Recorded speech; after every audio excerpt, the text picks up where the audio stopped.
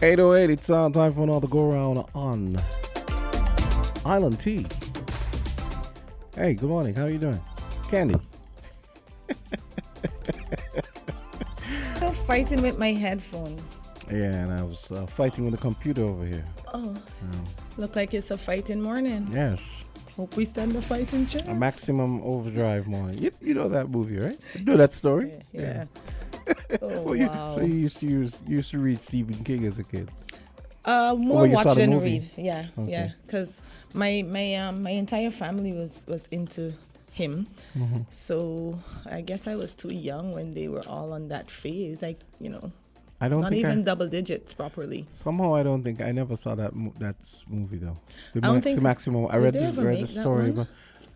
but no. But I know the backstory, but I don't remember I know there's a similar reading story. the book. I don't think they made that one either. But sometimes I remember one time I was reading one of his short stories and I said, why doesn't HBO just do an anthology where they just take this whole book and just just make Do a all the sto- short stories? Yeah. Because there's this one sort of like Maximum Overdrive with an industrial folder, like in a dry cleaning. It was some crazy stuff. An industrial folder? Yeah, like a machine that folds clothes in a okay. dry cleaning Because company. I was like, you said folder, and I'm thinking like the regular manila like folder, the and then the you're fold like, clothes, yeah. industrial, And it was like, crazy. what does that look like? And it's something to do with like the blood of somebody had charmed like a drop of blood from a virgin, and it fell into the machine, wow. and then it started folding the workers, and then the story ends Why with does it. this sound Final Destination-ish? And the story ends with it lumbering, the machine actually lumbering, walking on its legs. Man, what's happening? And that's how the story ended, walking out of the dry cleaning. Was that a dream? Was that a dream? Sounds that way, right? Yeah. Pretty macabre morning. What that was? Stephen King. Like Stephen King's story. Oh, I figured maybe you're just, Sound very like a crazy imaginative. We were commiserating about how the inanimate objects giving us trouble. Like I was talking about the computer, and she was talking about the headphones, and then I thought about Maximum Overdrive. You know what that is? Maximum Overdrive? Yeah. Is that like a vehicle that you're driving? No. No, it's one of the Stephen King. One of his crazy Stories. about animals, not animals, machines coming alive. Because apparently, so in the story, apparently there was a spaceship that was orbiting the planet. Tell us about this spaceship. I'm serious. Stuff. This is a story. This Is this Stephen a King UFO? story. Another one. Unidentified foreign object? Somebody else sent me a photo last night saying, hey, look at UFO over Guyana. And it was like a cloud type looking thing. Uh-oh. And I was just like, this must be the season for nonsense. It must be. Yes. Season for nonsense. I like that. Because we just supposedly had one in St. Kitts, and now they have one of this. In Guyana. You know, the one in St. Kitts perhaps was Jamster just fooling around, thinking that he's playing a Stephen King movie. Well, I don't have any drones, so that's the most rational. That's the most rational explanation right now. Drones, I right? see. A drone, Yes. Good morning to all Good our morning listeners. to I everybody. hope everyone is having an amazing day thus far. Uh-huh. It's 8:11, and we are ready to jump into it. It's Island Tea. Bring your cups.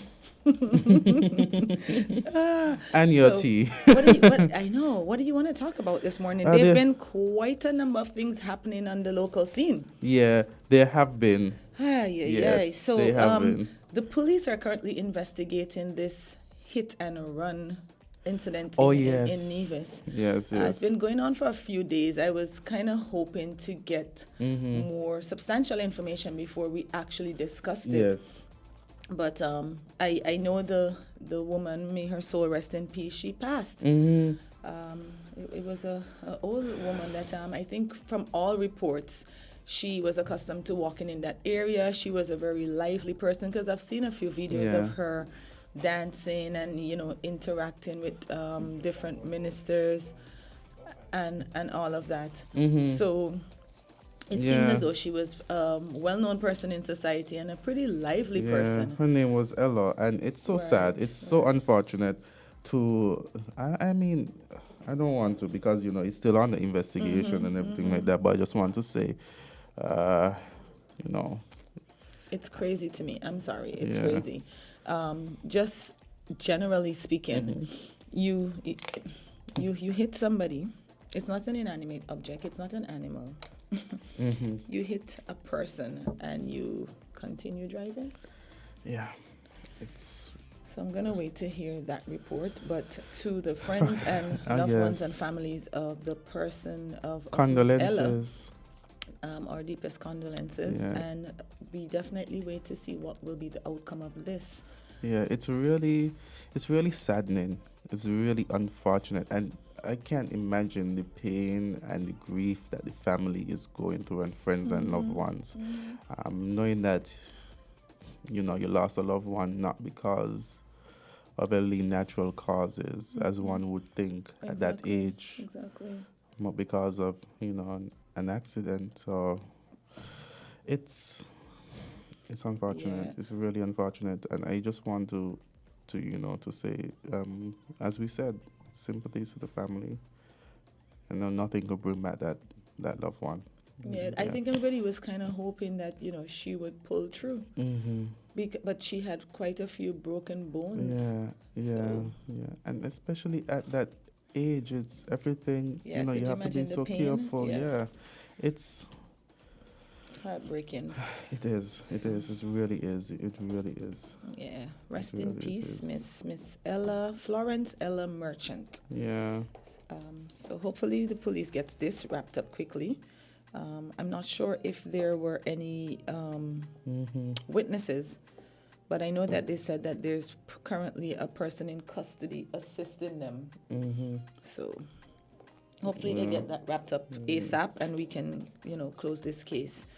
But then there's another bunch of deaths that occurred. Yeah. There was a shooting last night. Last night in St. Paul's, a young man lost his life. Another shooting incident. Again, sympathies, condolences to the family, friends, loved ones of that individual. So I know there was football. Now, was Yeah. this in the same area as the football, or was it after the football? Do you have any information on it? Not. I see a number of videos being circulated. I saw a number of videos being circulated, but the exact location, I don't know, to be honest. Yesterday, St. Paul's played against Kayan, and St. Paul's United won 3-2. Wow. Yeah, against Kayan. And, it's just unfortunate because imagine football is being played in one area of the village. In another area, someone has lost a life. Yes, go out, support the footballers. Have some positive, good fun, but no. I remember someone said that when Mac 11 got shot, he was watching football apparently too. Yeah, actually, it was a football match. Oh, wow. Yeah, and then I don't know if you guys have heard about the mass one in shooting. St. Vincent? St. Vincent. Like Yes, those 5 persons. Somebody sent me the video, right? And I had to even ask the person, you sure this is shooting or fireworks? Because you're just hearing the bullets going off like non-stop. So there was a shooting incident in Kingston. This is St. Vincent. He left Same one. 5 dead. And apparently it was described as a mass shooting in the Harbour Club area of Kingston, Wednesday night. It's crazy. Members of the Royal St. Vincent and the Grenadines Police Force have expressed condolences to the relatives and friends of the deceased persons in that shooting and other victims of homicides in St. Vincent and the Grenadines. Wow. Imagine 5 And persons. it was early. It was like 8 p.m. It's crazy. And the day after Carnival ends. Oh, that's what Carnival ended yesterday? Tuesday. Tuesday. Yeah, So- it's Wow. crazy. Wow. And I know there have been also talks about, the construction of a new hospital here in St. Kitts Oh, and where it's- oh, Nevis. Yeah. What's the latest? Well, just the other day I saw photos and a news article about the about the clear the area. As far as I know, I think the Prime Minister indicated that it's going to be a climate smart hospital. Oh, right, I did hear that. Yeah, and I think that they're supposed to be doing the environmental assessment as it relates to the area shortly. Yeah. Okay. And then in regional news, I know there's been an ongoing back and forth with Jamaica and the U.S. But I think both governments are trying to downplay the suggestion that there's a row between them, a diplomatic row between them. I think it sparked over them not wanting to give accreditation to the partner, the other half of one of the diplomats that recently relocated to Jamaica. Same-sex partner. Yeah, I was going to read it. Oh. It says Foreign Affairs and Foreign Trade Minister Kamina Johnson-Smith has in a statement dismissed media reports of the diplomatic row reportedly sparked by a plan by the United States to post a diplomat involved in a same-sex marriage in Kingston. In accordance with diplomatic practice and within the ambit of Jamaica's constitution, Jamaica grants privileges and immunities to incoming diplomats, their staff, and families to either reside in or visit the country. All requests made to the Foreign Ministry are considered within this context. Members of staff from both countries continue to reside and work in each other's territory and are expected to observe the laws of their host country, she added. The Minister of Foreign Affairs and Foreign Trade has complied with these procedures and has in fact conducted its customary rotation exercise. Heads of Jamaican missions in the United States whose tenure will come naturally to an end later this year are already preparing for their transition. I know when it comes to same-sex marriages, that's something that I don't think I'm unless I'm not aware of it, any Caribbean country has legalized. Well, some Caribbean countries, but definitely not Jamaica. Legalize? Some St. Caribbean. Martin, they're part of the Netherlands and France. Cuba- So they had to. Right. See, Cuba- so Cuba- I stand corrected. Cuba as well. Cuba has done it. No, but you're right, because technically St. Martin is part of the EU. So, you know. So, Yeah, Cuba. but I know Jamaica for sure. Yes, Jamaica for sure not. hasn't, and yeah, but there's some Caribbean countries. I know Cuba for sure, because they passed some laws the other day that were in the news. Okay. Yeah. Cuba? Cuba. I recall that as well. Okay. So this is where But- the whole drama you is know- stemming from. But it's This arrogance that the Americans have really floors me every time. I mean, how can you notice that there's a sentence in what the Jamaican minister said that I sums was it up. just about to repeat. You go to someone's country, you follow the people's rules. No, but that's not the one I was gonna repeat. Oh, not that I was one, gonna okay. repeat the one where it says that they extend privileges and immunities to incoming diplomats, their staff and families to either reside in or visit the country. So I'm just trying to figure out how they approach this, because if the other party is considered as part of the diplomat's family, then those rights and privileges should extend to him based on what was said earlier. In this But article, Jamaica does not recognize. It says Jamaican laws do not recognize same-sex couples. Oh, you have the same article. Right, and the spouse would not qualify for the privileges Yeah. awarded to a heterosexual married couple. Yeah. So you wouldn't get the full privileges, but you could still be covered under some of the Yeah. immunity. So I'm trying to figure out what is the root cause, because you still have to abide by that country's law, even though there's some sort of immunity being extended. Yeah. I mean, But I think remember that they said- they should have given consideration to that before, deploying that particular ambassador. in But if Jamaica. you're Americans- already there, then you just work with what you have, right? Because you know that these are the rules. If you come to St. Kitts, you still have to abide by the laws of St. Kitts. If you go to Jamaica, you still have to.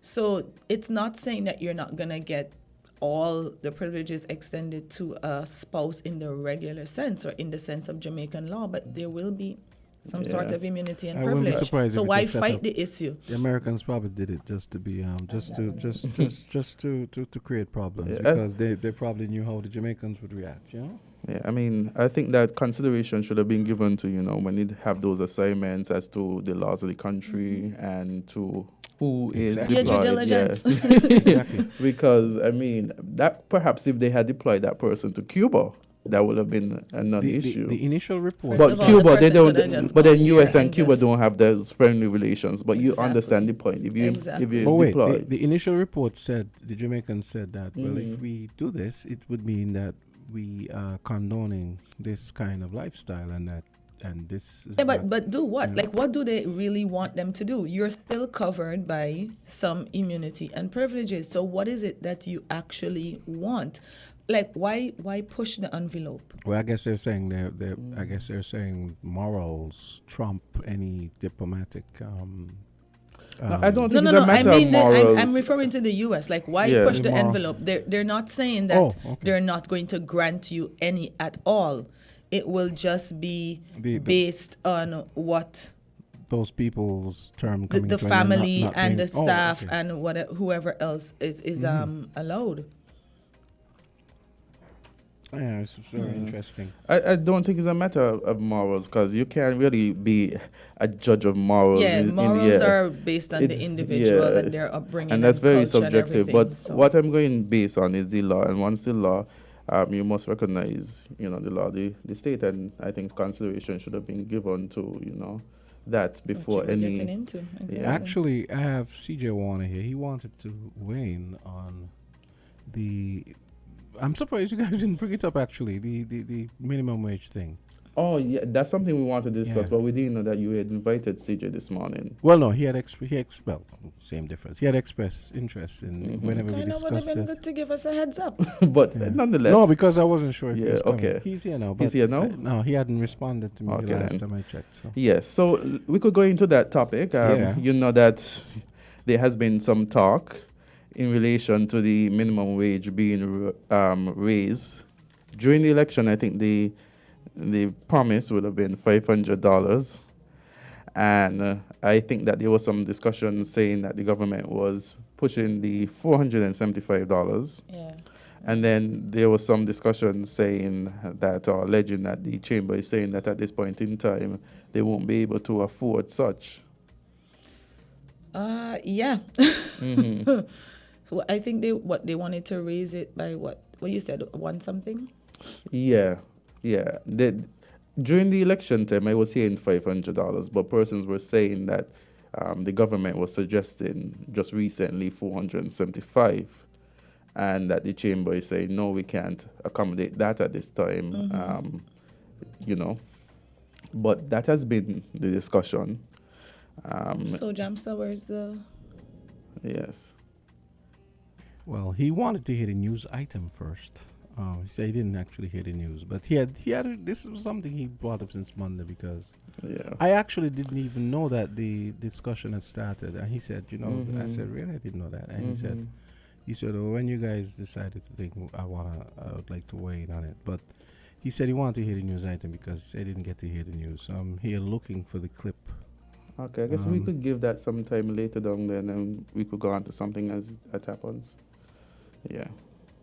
So, other news items, we have Dominica. The UK is saying no, that as a result for their own security, that they have. I think I was reading something that said that it has already been put in place. Yep. The visa. Now Dominicans traveling to the UK would require a visa. My goodness. And we can, I know many persons know that, they stem from the CBI. And, You want me to touch a little bit of the article? oh yes. Mm-hmm. So it is 20 hours ago. It said Dominican passport holders now need a visa to travel to and transit the United Kingdom. UK Home Secretary Suella Braverman made the announcement today in a statement to the House of Commons. The visa restriction was imposed on Dominica, Honduras, Namibia, Timor-Leste, and Vanuatu. In her remarks, Braverman commented, careful consideration of Dominica's and Vanuatu's operation of a citizenship by investment scheme has shown clear and evident abuse of the scheme, including the granting of citizenship to individuals known to pose a risk to the UK. The decision to impose these visa requirements has been taken solely for migration and border security reasons and is not a sign of poor relations with these countries.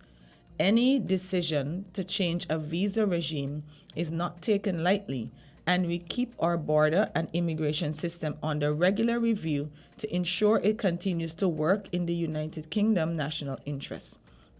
She said arrangements are in place for nationals from these countries to apply for visas.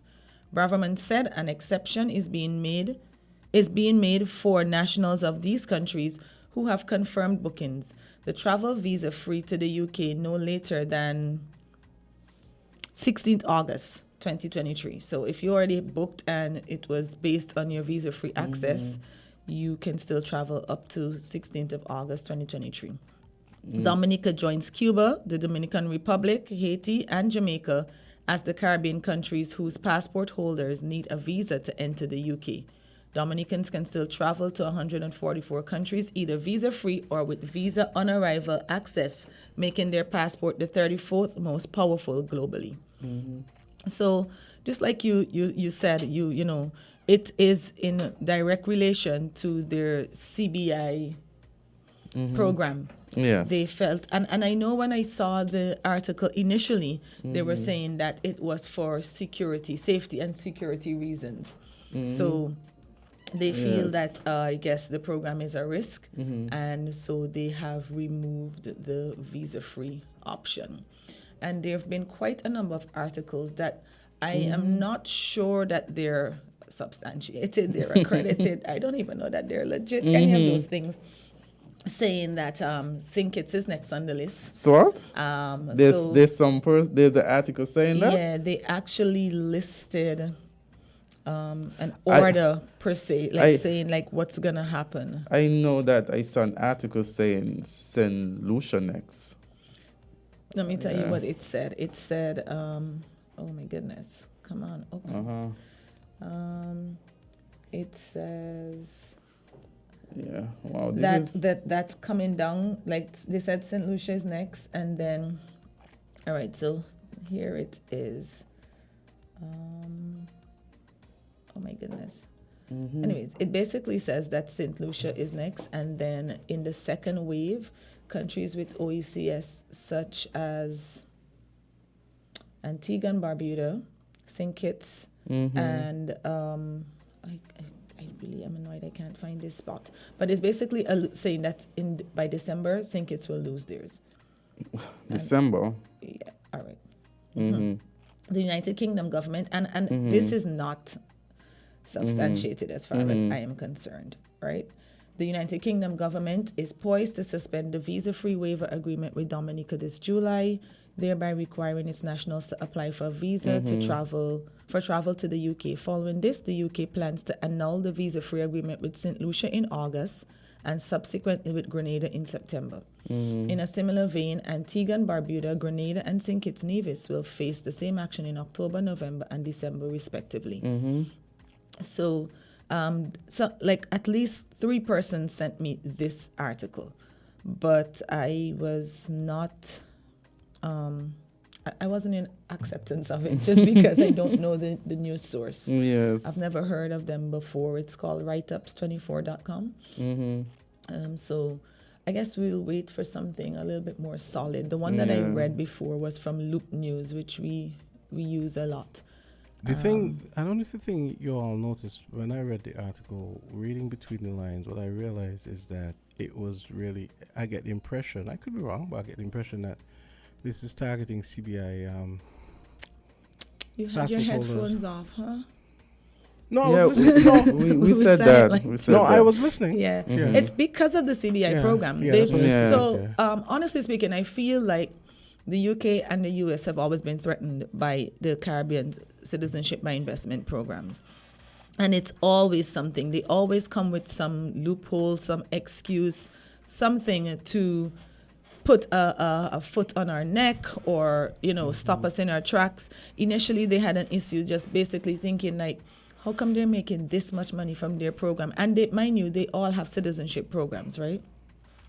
Canada has it, the US has it, UK has it, Greece, all those countries, they do citizenship by investment programs. But heaven forbid these small islands want to get into the same arena and make more money than they do. But you think I know have background information as relates to it and experience. Would you say that is just a matter of that, or do you think there might have been even a little concern about security? Of course. I, like you said, I have a little bit of background information in it. I know that there are 5 islands in the Caribbean that do citizenship by investment. Dominica, Grenada, Antigua, St. Lucia, St. Kitts. Yes. St. Kitts is known as the Platinum brand. St. Kitts is the oldest. We started our citizenship by investment program in 1984. One of the things that they did a few years back was to form an organization with all the 5 countries. So there's a CBI organization. It's called CIPA, actually, Citizenship by Investment Programs Association. And the heads are rotated. Coming from my experience in planning the CBI conference that we had in St. Kitts in 2018, I had to do all of this background info. That's why I said you had some experience. I didn't know how much you wanted me to say. No, so I planned one of the CBI conferences that we had here. And so I had to have all of this information and do interviews. And one of the things that I noticed was that within this organization, there's a rule whereby if you're denied citizenship for St. Kitts, you can't go to another country and get citizenship, especially if it's one of our 5, Caribbean islands. So that's something that they all agreed to. Doesn't necessarily happen. So we found out that the due diligence rules and procedures are not as stringent in Dominica as they are in St. Kitts. And then I don't know if you remember that they had this whole issue with this Indian national that had gone to Antigua and Interpol and everybody was looking for him, and then he kind of escaped to Dominica, and then it was a whole back and forth. And so, and he was able to get in to Dominica.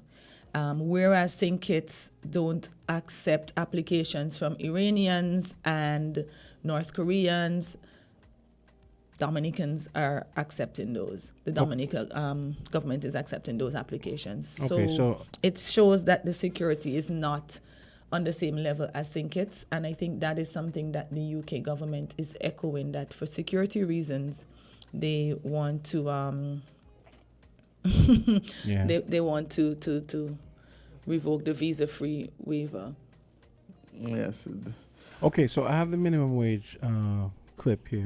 So we are going to give that a listen, and we'll have a weigh-in from our finance, money, economics contributor. It's CJ Water. Here we go. Prime Minister Dr. Terence Drew updated the public on the ongoing dialogue between stakeholders and the government as it relates to the increasing of the minimum wage in St. Kitts and Nevis at the Prime Minister's press conference on Thursday, July 13, 2023.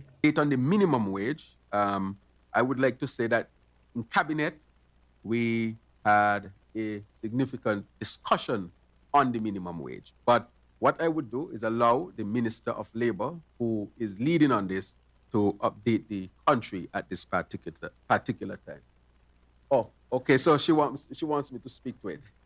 So as you know, the minimum wage task force was put together, and it was being led, of course, by the Ministry of Labour, where you would have brought all of the stakeholders to the table, means government, business, chamber, and so forth, union, workers' organizations, to discuss the issue of the minimum. Why is it important? It has been about a decade, and the minimum wage in St. Kitts and Nevis has not changed.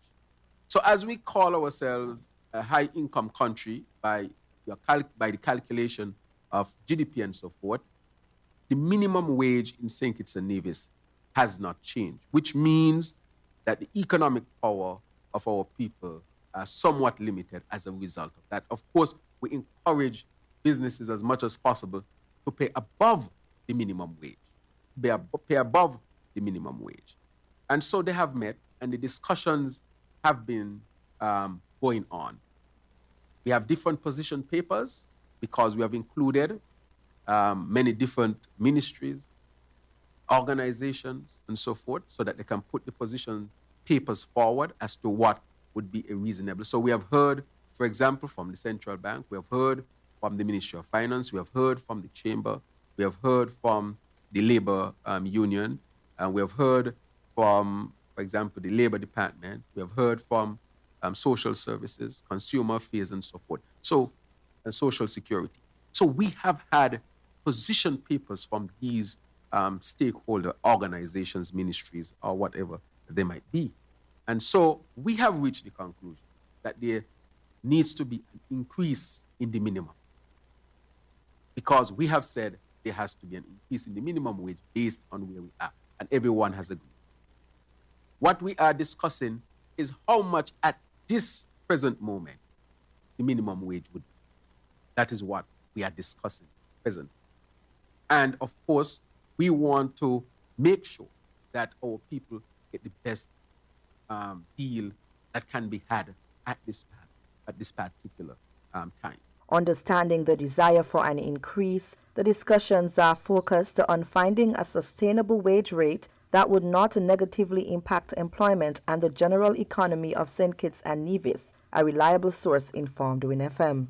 Meanwhile, in the public domain, individuals are arguing about the effect that a minimum wage increase can have on consumers. Some suggest an appropriate execution to protect small businesses and employment, whilst many others are primarily focused on inflation and the cost of living, which have heightened in recent weeks. A social media commenter said, quote, "I really think the government has to work on increasing the minimum wage. There is no doubt about that, but that has to be increased in stages to allow the economy to adjust." The commenter questioned, "Do you know how many people will be laid off and businesses can close overnight because of that?" I say work on lowering or removing some of the customs charges on a wider range of goods to help, but to drastically increase minimum wage like that would only lead to bigger problems in the long run. At first, it will feel good, but Granny always says laughter comes before crying, end quote. The view of another commenter suggests, quote,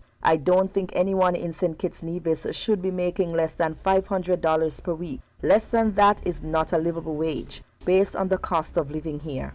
A third person said, quote, "Unfortunately, it will not have the intended effect. The supermarkets will react by simply raising prices further. It will contribute to higher inflation, unless we have some form of price control. This should really be the first step," end quote. From the viewpoint of another individual, quote, "The cost of living in St. Kitts for a minimum wage worker is ridiculously high." The commenter added, "If you have been shopping in a supermarket, you would realize that basic necessities like milk have gone up by almost 50%. You have to consider that inflation decreases people's spending power. Inflation last year was 3.8%, the highest it's been in a decade, and it's predicted to rise even higher for 2023. We are going to end up with a larger working poor class if we don't offset the cost of living with an appropriate minimum wage. The more money people make, the less the government will have to spend on social welfare programs to help to look after their families, and they will also have more to save.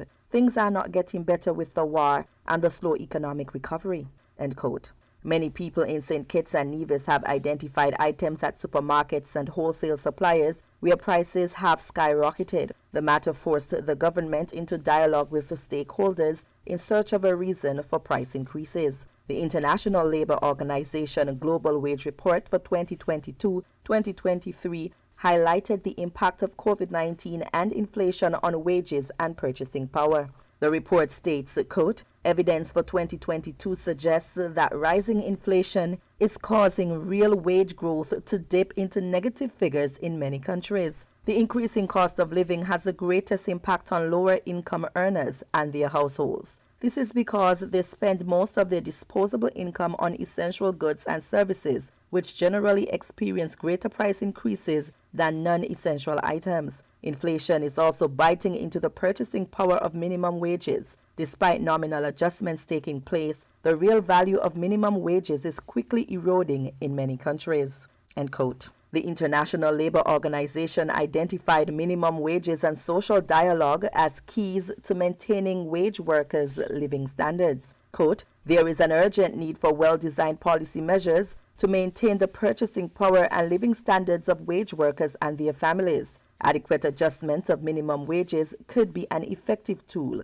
given that 90% of ILO member states have minimum wage systems in place. Strong social dialogue, including collective bargaining, can help to achieve adequate wage adjustments during a crisis. End quote. St. Kitts and Nevis has one of the highest standards of living, minimum wages, and average wages in the OECS. Currently, the national minimum wage is calculated by a minimum wage rate of $9 per hour. When multiplied by 40 hours per week, an employee is subjected to a weekly payment of at least $360. No worker in St. Kitts and Nevis should be paid less than the mandatory minimum rate of pay. Before November 1, 2014, the weekly payments were $320 per week at a minimum wage rate of $8. So there you have it. That's Yolanda's story on the proposed minimum wage hike.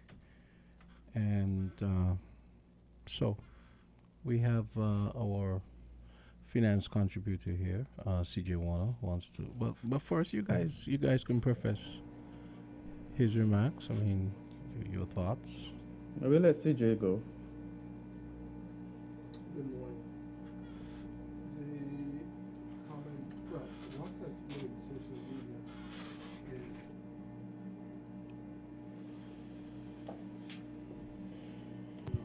the minimum wage, that there was a proposal that the minimum wage should have a 35% increase. And while I must give you, my first response was, oh no, that's highly unrealistic, such a huge increase overnight. But that even if it is true, my first response was, if that should happen, that means there'll be an election before Christmas. Since one would not appreciate where you could have such a major increase. I don't think we've ever had such an increase. But one of the things I'd like to establish is that we use the phrase minimum wage. We do not have a minimum wage in St. Kitts. We have a minimum wage rate. No one is guaranteed X dollars per week. They are guaranteed X dollars per hour. So whether one is working on a weekly, daily, monthly, or hourly basis, the rate at which you get paid at this time cannot be the equivalent of less than $9 per hour. So someone who is working on a monthly basis, and where it is assumed that they work 176 hours per month, their minimum salary must be $1,584 per month. And likewise, if you assume that someone is working 40 hours in a work week, their minimum wage for that week will be $360.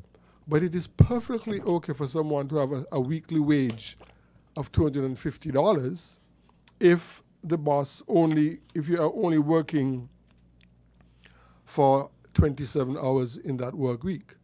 So if you're working just over 5 hours a day, you can't expect to go home with $360.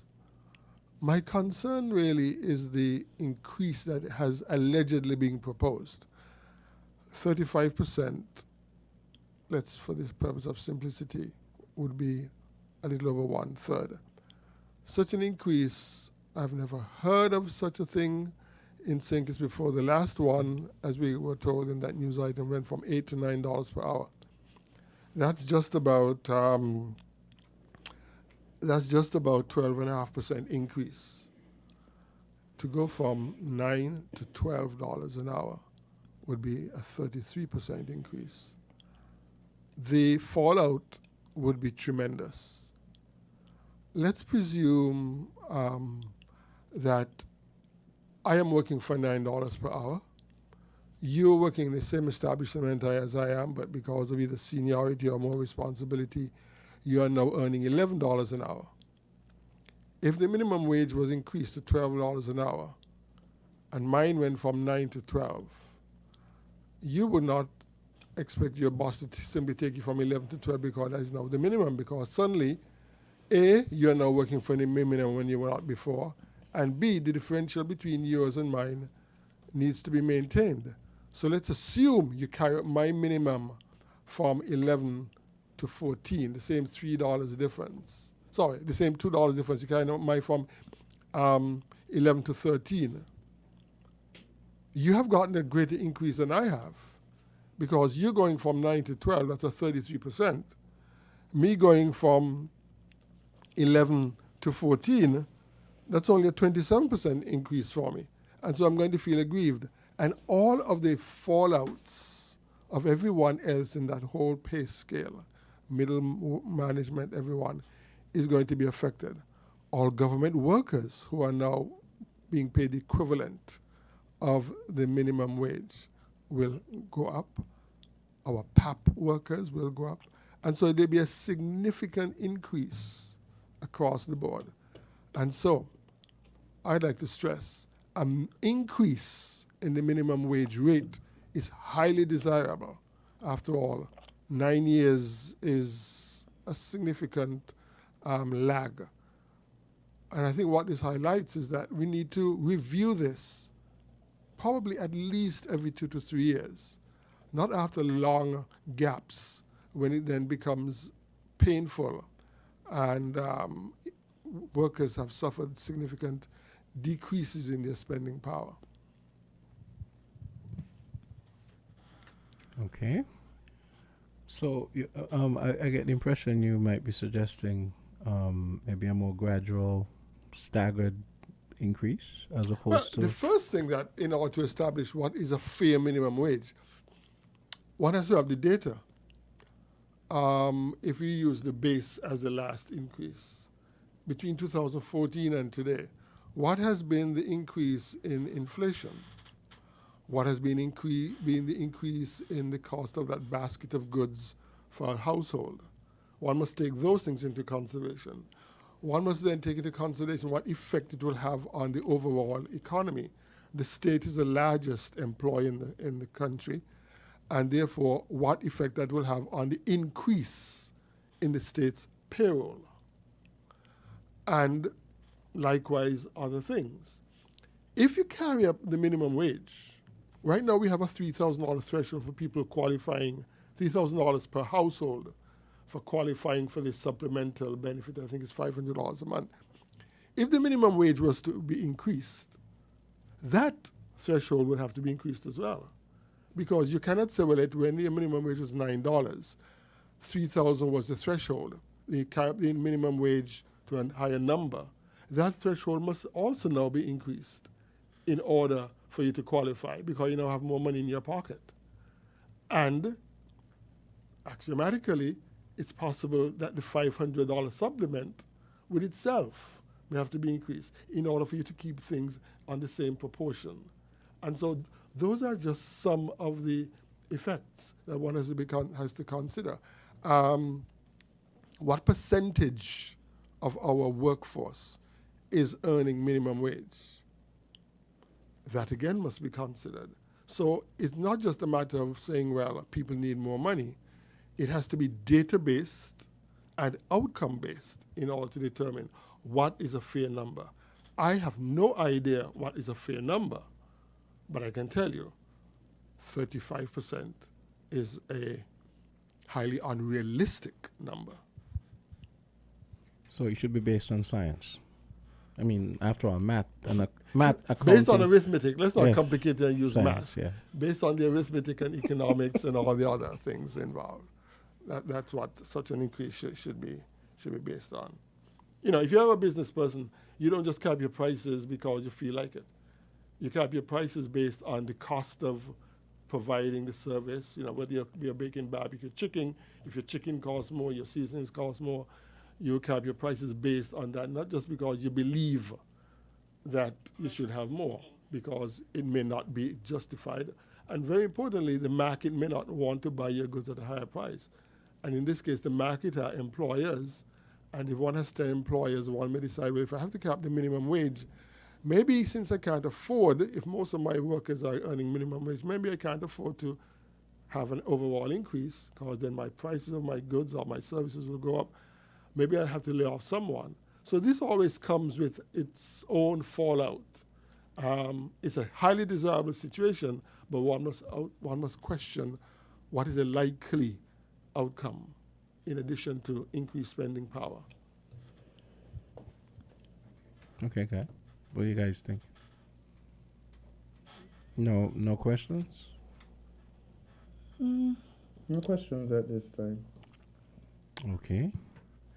No questions. Okay. Well, we have about 7 minutes. I don't know if we maybe we could take some calls from the listeners. If you might want to weigh in on this topic. Seeing that we have CJ here. Okay. Here we go with a call.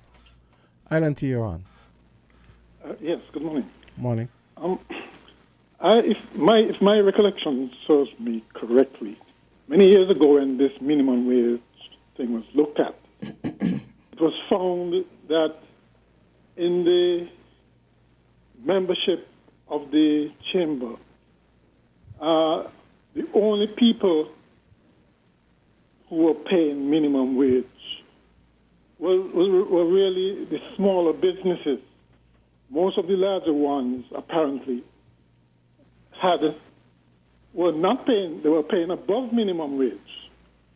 So it's likely that it's the smaller businesses that would be affected by this.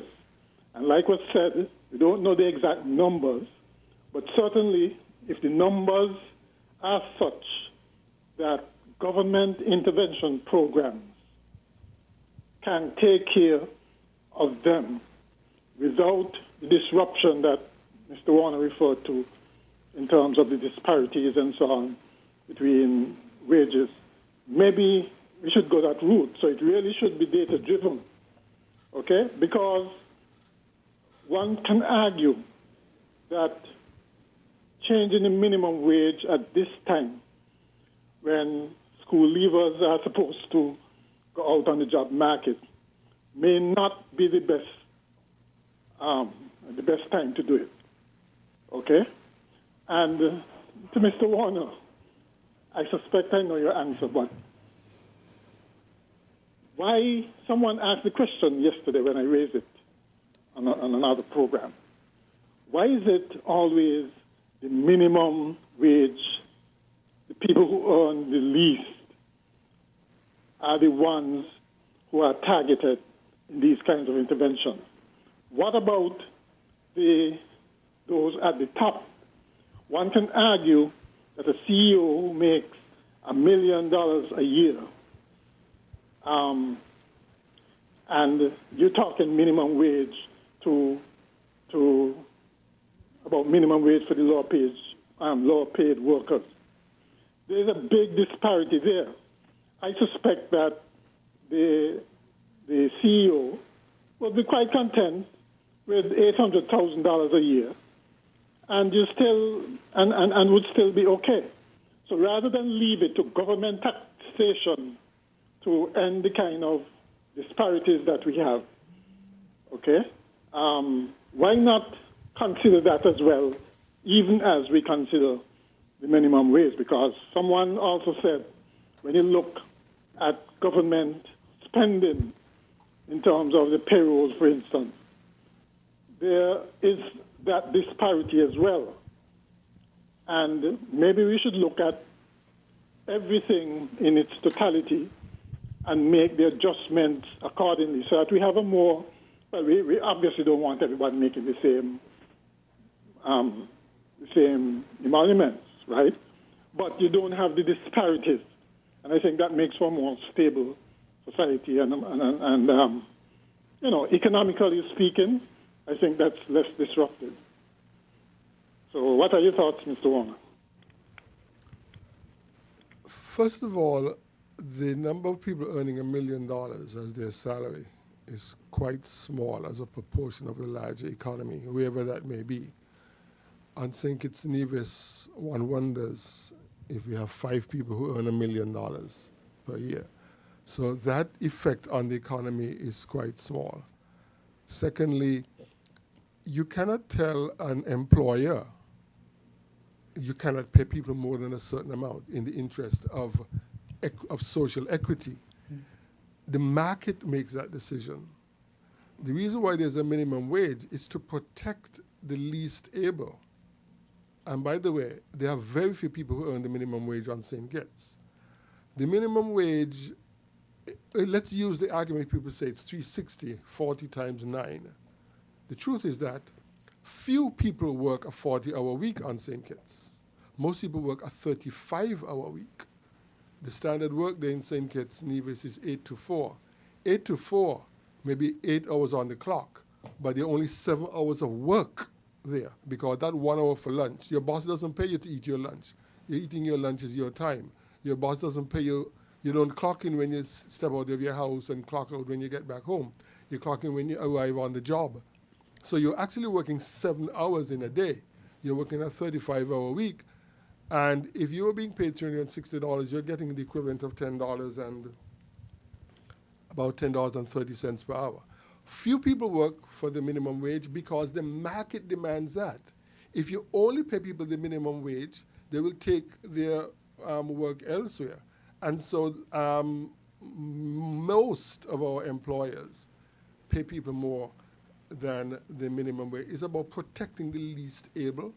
It's about protecting we call them unskilled, but yet necessary workers. And so I'll never be in favor of having a maximum wage.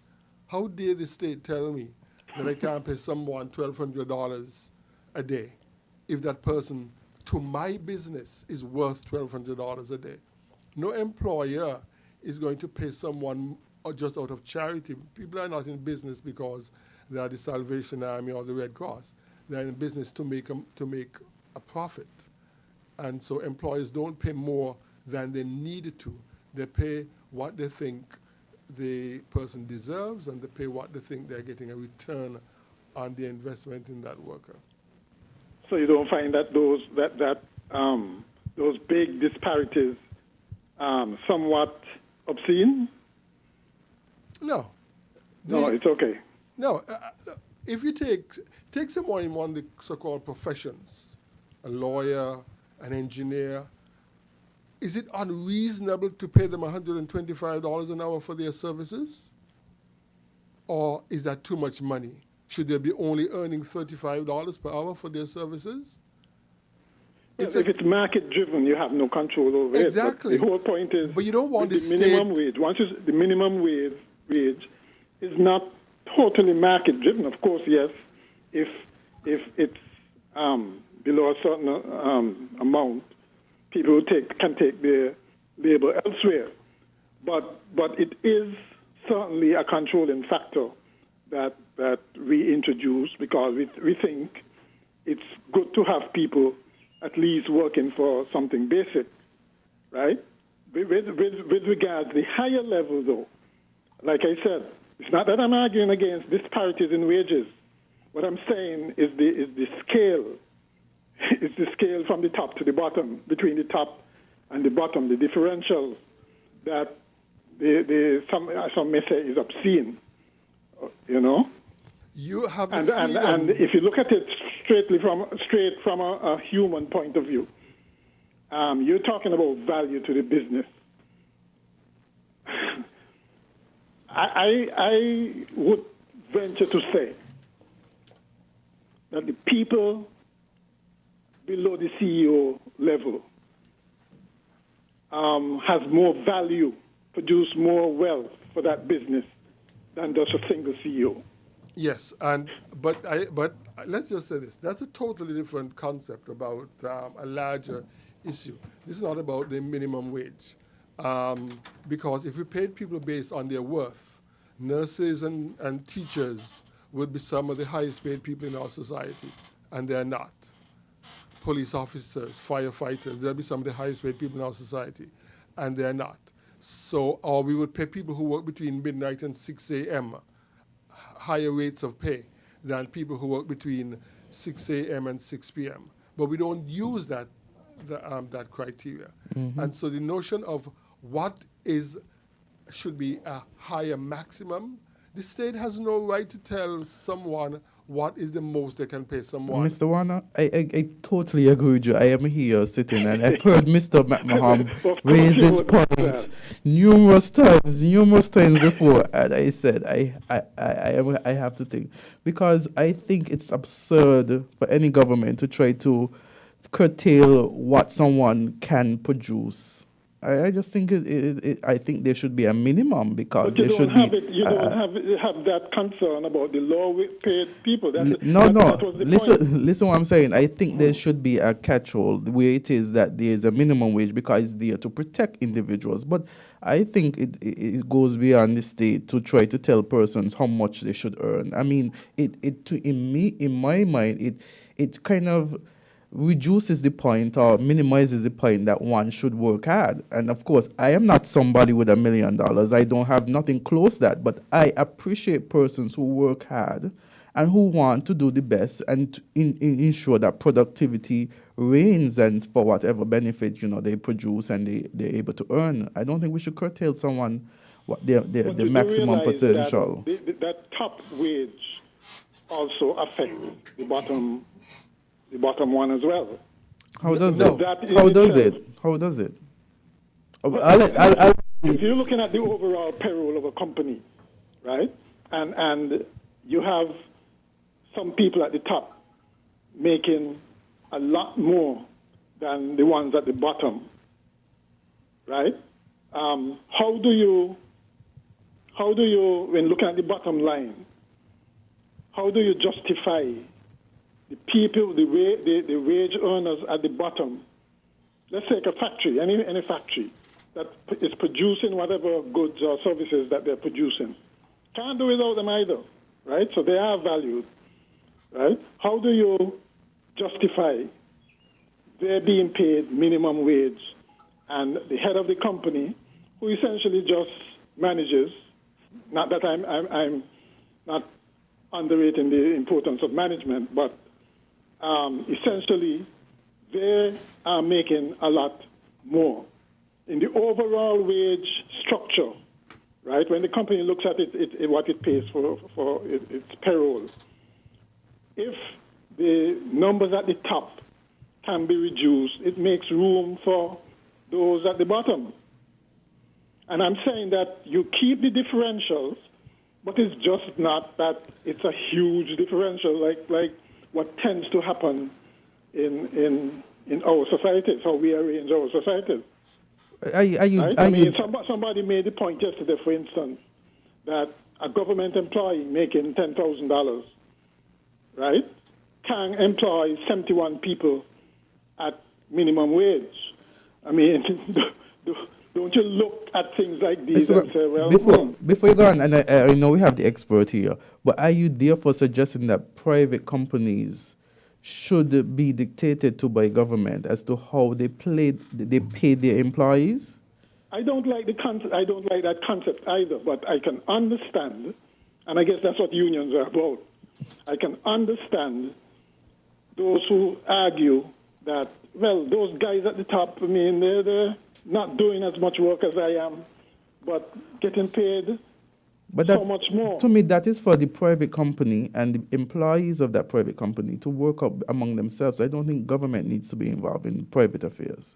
Okay, all right. But like I said, that's But what again, I think power. the safety net is the minimum wage, making sure that someone or persons make at least a threshold to survive. But in the payment after that, I think you should give the company. It's just you're talking laissez-faire there. I think the market demands, and that's it. But 907. Mr. Warner, we live in a socialist / capitalist society on St. Kitts Nevis, and the notion of the state determining people's rewards at all levels is just outrage. Is just unacceptable to me, a free marketer. Mr. McMahon making me feel like something was wrong with me, Mr. Warner. With that. No. But, Mr. Warner, what about a person who just starting a business, a fledgling business? Okay, he would be inclined to keep his wage bill as low as possible. Okay, doesn't he have a point too in trying to start his business, a startup, that these costs remain as low as possible? Now, when you get to be a thriving business, that's a whole different ball game, and that's where that's the one I'm talking about, where maybe you should look at both ends of the spectrum. Mr. McMahon, when you make, Okay. when we suggest things like this, we create a wedge, because next thing you'll have the state telling people what is the most you can charge someone for rent for a house, and because that's also a form of remuneration. How much is the most you can charge someone Well, to some people repair feel their car? that's regulation. Price control is I mean, regulation. in usual We affairs. don't make noise about. As a matter of fact, more people now are calling for price controls. But even when it comes to, let's say, using the bar association, there's a minimum fee. So there's a minimum, but there's no maximum. As we look at it, there's a minimum wage, but there shouldn't be a maximum. I mean, you put the minimum there to safeguard, to protect, to ensure, to enforce as a buffer. But I think to curtail the maximum or curtail someone's potential, I don't think that would encourage productivity, because at the end of the day, persons would say, no matter how much I do, I'm only going to make a certain amount. No matter how much I put in, I'm only going to make a certain amount. I think if you don't have a cap for the maximum, it encourages persons to be as productive as they want to be.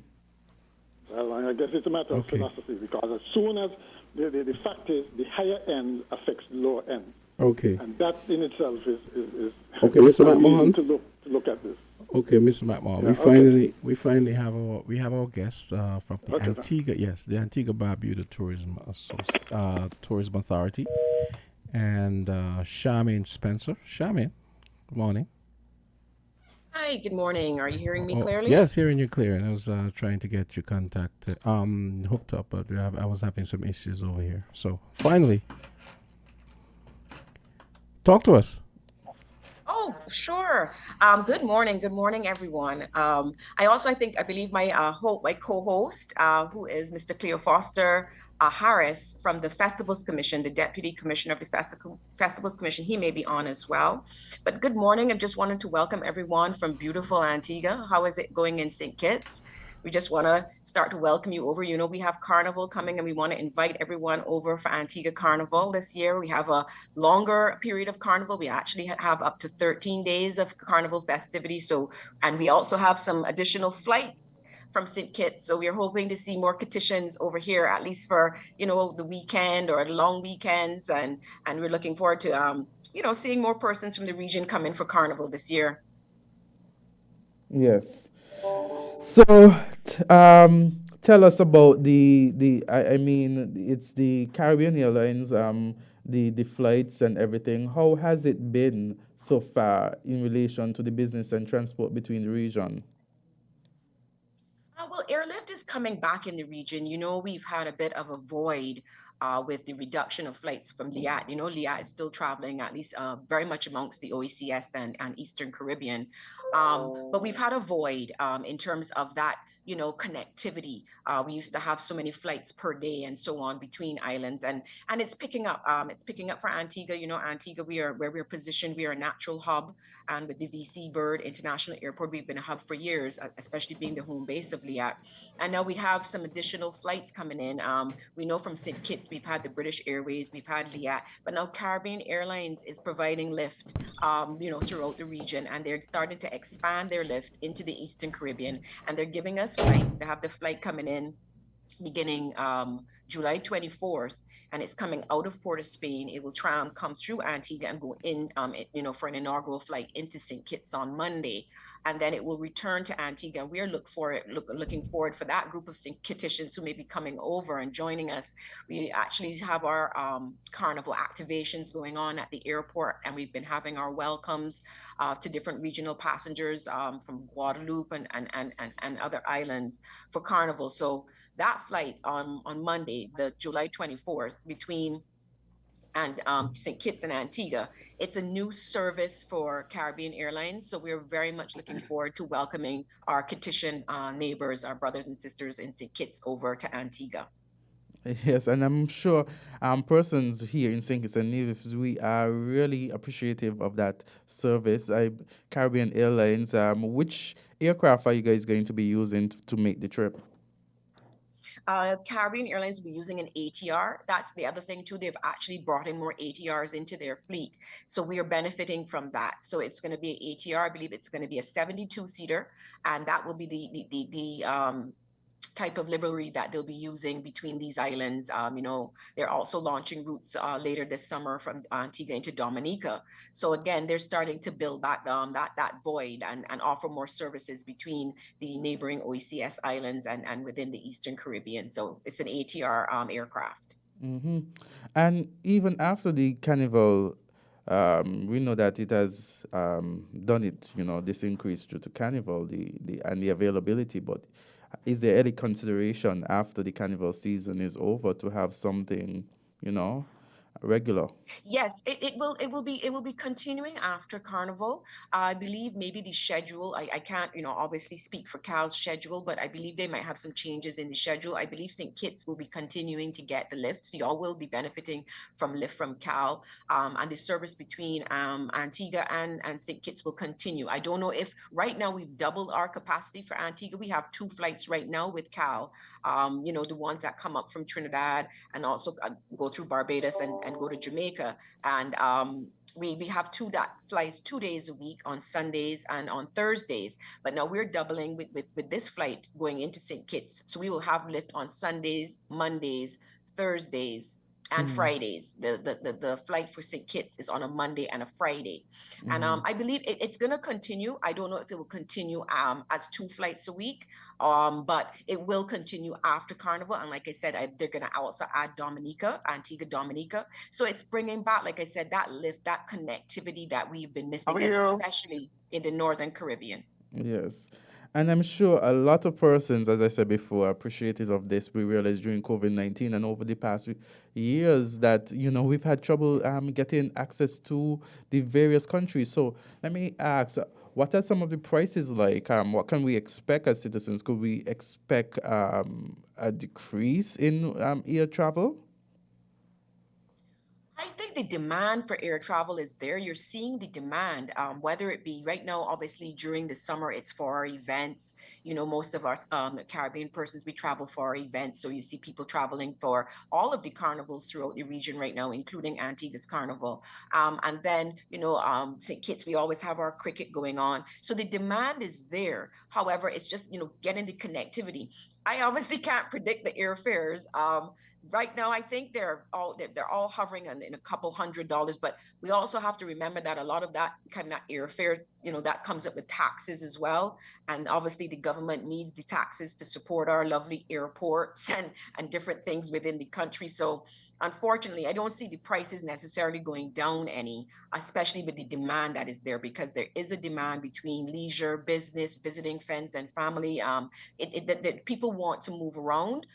Even if it is at a bit more of an expensive cost, because like you mentioned with COVID, we were also restricted. We were restricted with going out activities and even actually going abroad. So now to have the lift back, I think it's a welcome opportunity. Like the same flight between Antigua and St. Kitts on a Monday and a Friday, you can now do a long weekend. You can take off a Friday and come to Antigua for the weekend and go back on a Monday. We weren't having that. And, so now during this kind of festive period for our islands, and like I said, even next month into August, St. Kitts will have cricket. It's good to have that connectivity that we can go back and forth, Yes. So it's coming back slowly but surely. Okay. We have to be grateful for what we're getting, Yes. Look at the glass half full. Yes, and we are too. I know the CEO is supposed to be joining us, and I am told that he is here. Good morning. Good morning. Yes. How's everybody? I'm here. Yes. How are you doing? I'm good, thank you. Yes. So. Good morning. How are you? Yes. So we're here. We're talking about airlift. We're talking about travel, and of course Antigua Carnival. I know we have the CEO of the Tourism Authority here with us on Zoom, and some of the questions, posed and asked would have been, what can we expect as citizens from this engagement? Well, I think the wonderful news is for St. Kitts, the Caribbean before the pandemic was our second largest market. Of course, we suffered because of lack of airlift. And now with Cal coming in, that's going to give us additional seats from Antigua, Port of Spain, Trinidad, and also Barbados into St. Kitts. So the combination between St. Kitts and Antigua is absolutely marvelous, because when you look at our data, we see that the bulk of our visitors from the region are actually coming in from Antigua. So having that additional airlift is perfect. Mm-hmm. And the fact that we are very much event driven, it's going to bode well for us. I mean, we just had Music Festival, which was really, really successful. And then coming up, we've got Culturama and Nevis, and also the CPL at the end of August. So I think the increase in airlift is really going to help us get more regional visitors into St. Kitts. So, what are some of the, I guess you have hinted to it already, but what are some of the long-term goals that Tourism Authority would have in relation to this? You have already hinted some based on what you have said, but are the others? Well, yeah, well, definitely. I really appreciate the cooperation that we're seeing between the various tourism authorities throughout the region. And we love the fact that we're working with Antigua on this initiative. So when we look at how we want to move the Caribbean market, definitely it's going to be events driven. So we're going to look at creating more events, but also getting out the gate earlier, publicizing our events. And, what we found is if we get out early enough, then the airlines actually even give us additional frequencies for these events. And the hotel also used to have a great number of conferences and meetings from the region. So airlift was an issue. So we've got that kind of sorted out now. And then we've got CTO, Caribbean Tourism Organization, Human Resources Conference that's going to be in Nevis coming up shortly. And they were concerned about seats coming in for that. Mm-hmm. And I think that's this new flight's really going to help that. Yes. So, Cal, what I know we are talking about beautiful things. We're talking about wonderful things between the engagement, St. Kitts and Nevis, Antigua and Barbuda, and you talk about the airlift. You talk about the type of aircrafts that would be used. What are your long-term goals as it relates? I know you perhaps will have touched some of them, but at this point in time, just give us what you envision as a long-term. Well, definitely we want to get the regional visitor numbers back to pre-pandemic levels. And as I said before, when we're looking at the mechanisms we're going to use, events-driven, meetings and conferences. And one of the other areas we want to look at is romance in terms of couples getaways, honeymoons. Mm-hmm. I think St. Kitts is absolutely perfect for that. And of course, we've been pushing very strongly our families and friends reunions. And of course, culinary, the food scene in St. Kitts is absolutely marvelous. I'm sure Antigua will want to say that this is better, but I'm sure we will have that debate later on. Mm-hmm. We still have the rep from Cal, right, on the Zoom call? No, there's no rep from Cal. I'm with the Antigua Barbuda Tourism Authority. Sorry. Yes. You were asking me a lot of questions like I was. Yes, I apologize. Yes. But I love the engagement. I think Tommy and I did a good job in answering on behalf of Cal, though. Yes, you did. You did. You guys really did.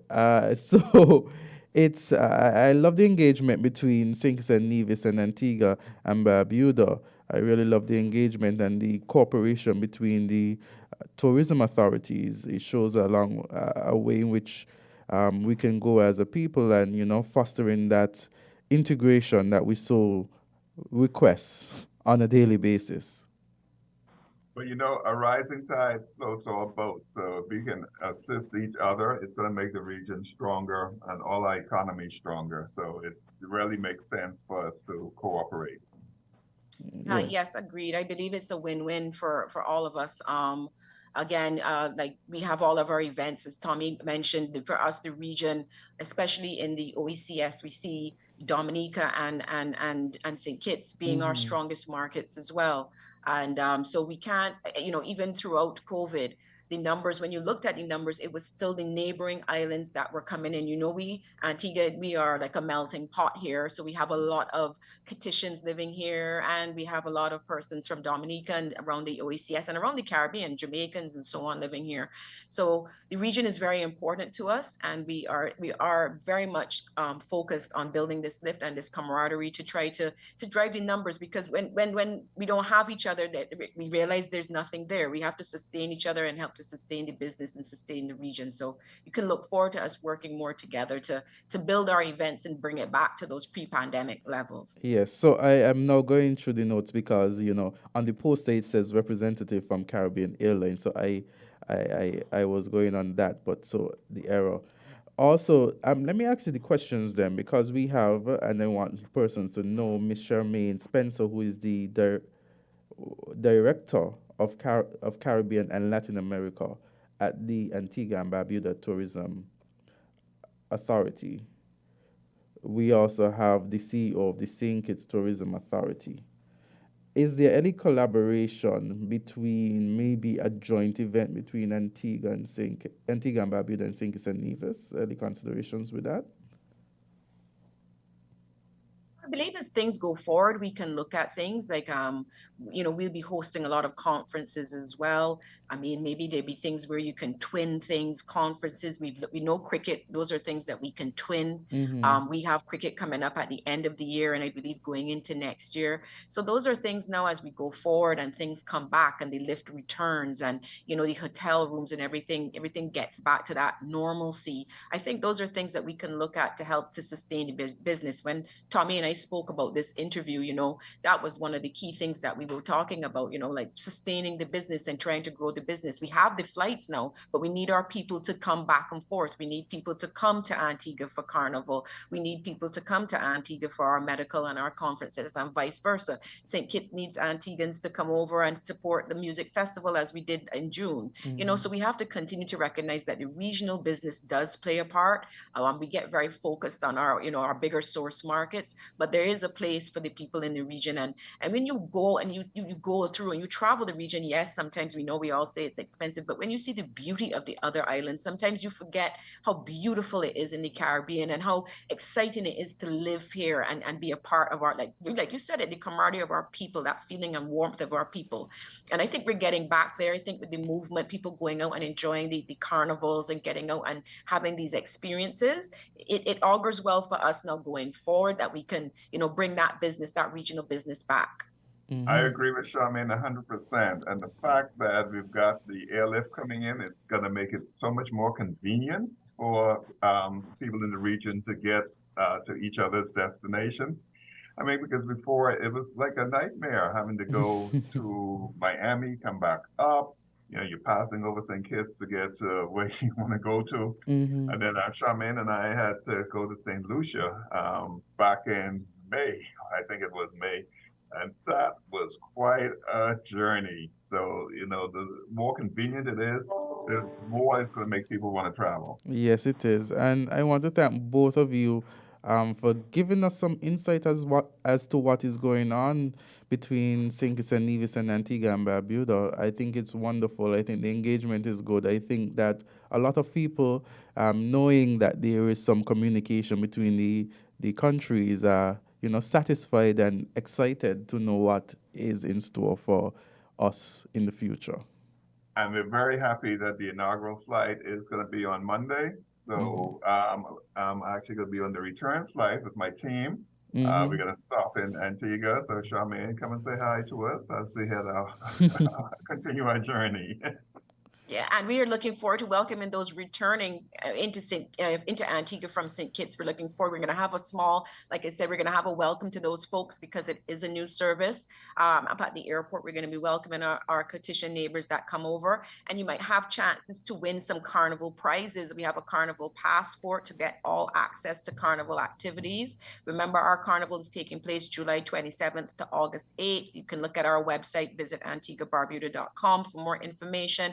And we look forward, like we said, for long weekends. You know, we want our neighbors to come and spend time with us and enjoy our activities and enjoy our restaurant week and so on. Next year, Tommy, we're going to have a competition for the best restaurant week. I'm not going to back that. We're not going to back down over here. So, but we look forward to that friendly, kind of competition between the islands. You're already lost, but there you go. And of course, you can get further information on St. Kitts at visitstkids.com. Yeah, and as Charmaine has indicated about Restaurant Week, we actually, well, as you know, we're here in St. Kitts celebrating, and the item, the food is pineapple. The focus is pineapple, and from my knowledge, I know that this is something that happened in Jamaica while I was there, but I said maybe like 9 years ago, and then I saw St. Kitts and Nevis take it up, or St. Kitts take it up. Can I ask, is it going on? I know you mentioned it, but is it currently going on in Antigua and Barbuda, or is it just for next year you're hoping? We just did our inaugural restaurant week. We had it this year. It's in May. Okay. At the end of May, it was the 7th of May to the 21st. So it was our first one. And we came off of a very good high. We had a very good, first year. And so it will be back on our calendar for sure for next year. What was the food item that was? In St. Kitts now. What was the food item? You guys did a food item focus, like how we do pineapples? No. We have a mango pineapple festival that takes place in the summer. That normally focuses on like a certain food or fruit, but Restaurant Week just had different restaurants have specific menu offers, and we had again a friendly competition with a passport so people could go around and get it stamped and things like that. Just making engagement more on a local level, building it up for next year now to more of an international level. Wow. So this Saturday, we got Grill Fest here in St. Kitts. So, Charmaine, please come on down. And, yes, it sounds like I need to. The competition is going to be chicken, pork, and fish. But of course, the grillers will be able to sell all their food there. But we will have 4 judges who will be judging. And luckily, I am one of them. Great. A lot of things are happening. I want to thank you both for taking the time out of your busy schedules to be with us here this morning and engaging us and engaging the listeners.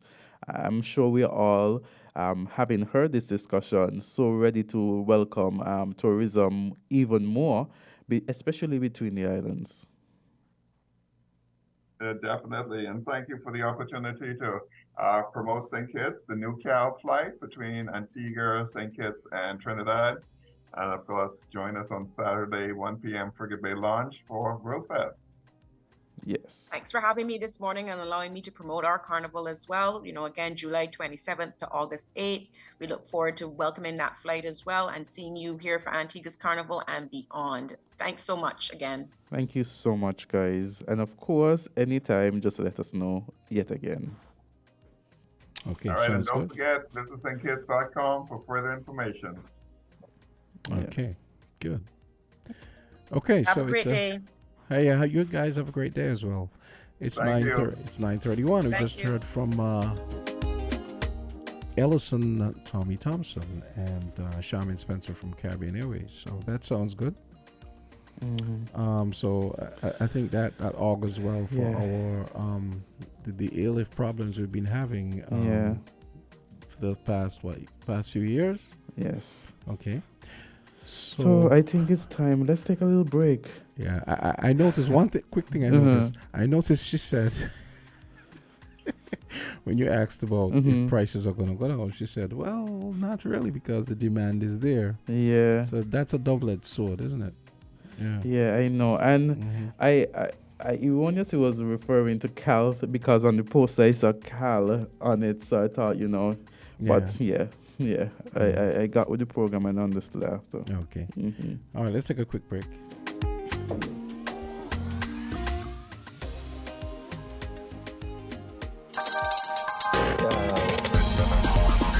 We're different. We're 98.9. 98.9. Win FM. Where the people them who say they could grill fish, chicken or pork, so you feel your bad on. People are telling your food tastes good. Well, the Grill Fest competition slated for July 22nd on the Frigate Bay lawn. Plenty cash prizes up for grab in each category. Third place $1,000, second place $1,500, and first place will get $3,000 plus a trophy. Yeah, money plus bragging rights. Check out our social media pages on Instagram and Facebook. Look for Kittition Heartbeat. And parents, don't worry. We'll have the children occupied at the Kids Zone, bouncing castles, and all the kid stuff, so you can have some time to mingle and taste some delicious food. So remember to check out the Grill Fest competition July 22nd on the Frigate Bay lawn from 1 p.m. until 7 p.m. Bring the entire family and enjoy all kind of grilled food. When it comes to pork chop, I love eating pork chop. Maybe it's the way the brilliant gold liquid reflects our sunshine, or how the bright blue of its label mirrors the clear Caribbean skies overhead. Maybe it's the fresh, crisp taste of this beastly cold beer on a scorching hot day. Maybe it's even the way it brings us all together. But one thing is for sure, Carib is very much a part of who we are wherever we're from in the Caribbean. Carib, it's the way we play. Drink responsibly.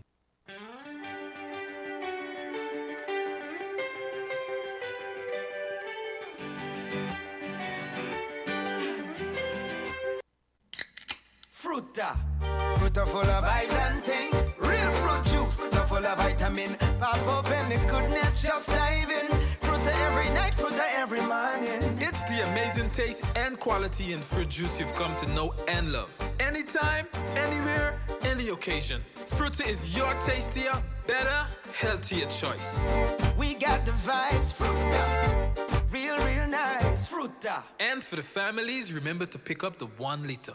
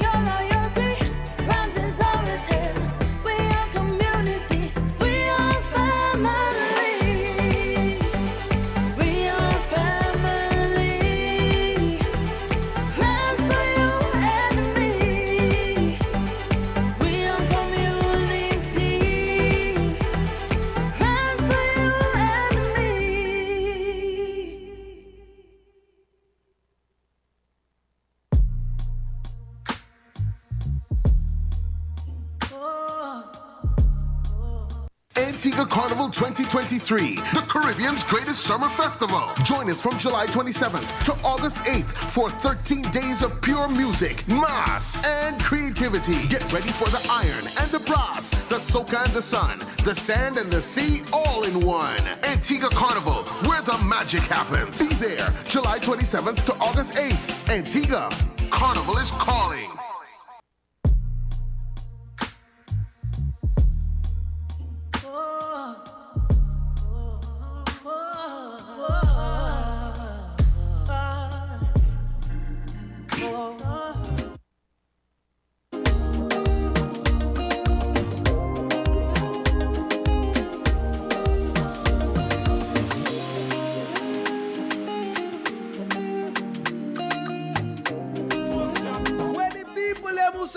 Grill fish, chicken or pork, so you feel your bad on. People are telling your food tastes good. Well, Well, the Grill Fest competition slated for July 22nd on the Frigate Bay lawn. Plenty cash prizes up for grab in each category. Third place, $1,000. Second place, $1,500. And first place will get $3,000 plus a trophy. Yeah, money plus bragging rights. Check out our social media pages on Instagram and Facebook. Look for Kittition Heartbeat. And parents, don't worry. We'll have the children occupied at the Kids Zone, bouncing castles, and all the kid stuff so you can have some time to mingle and taste some delicious food. So remember to check out the Grill Fest competition July 22nd on the Frigate Bay lawn from 1 p.m. until 7 p.m. Bring the entire family and enjoy all kind of grilled food. When it comes to pork chop, I love eating pork chop.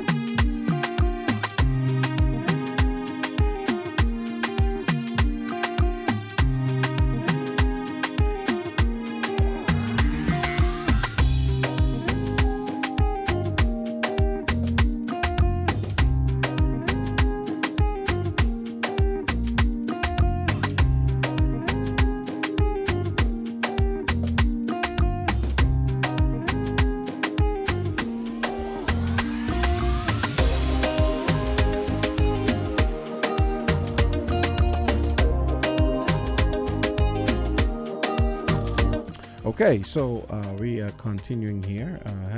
We're having a little technical difficulty here with some of our computers. 9:40, 20 minutes until 10. Hey. Yes. Yeah. So. So we. Yeah, I remember. One of the questions I had wanted to ask CJ was, I remember one time he said, last week actually, he said that we have a consumption-based tax system versus an income-based tax system. The income-based tax system only applies to companies who, like corporations, registered companies who pay income, they pay their corporate tax and so on. I would have loved for him to break down that, but we didn't have time. But then I also was having some issues with getting our Zoom thing going. But it's interesting. It's good to know that we have we got some airlift. We can look forward to some consistent airlift from Caribbean Airlines. Yes. Yeah. It's indeed interesting and heavy morning. Interesting topics. I mean, we have a call. Yes. Yes, let's take the call. Call. Go right ahead. Yes. Good morning again. I realized from the last interview that you had that Leah has disappeared. I mean, even though what happened during COVID caused the demise of the airline.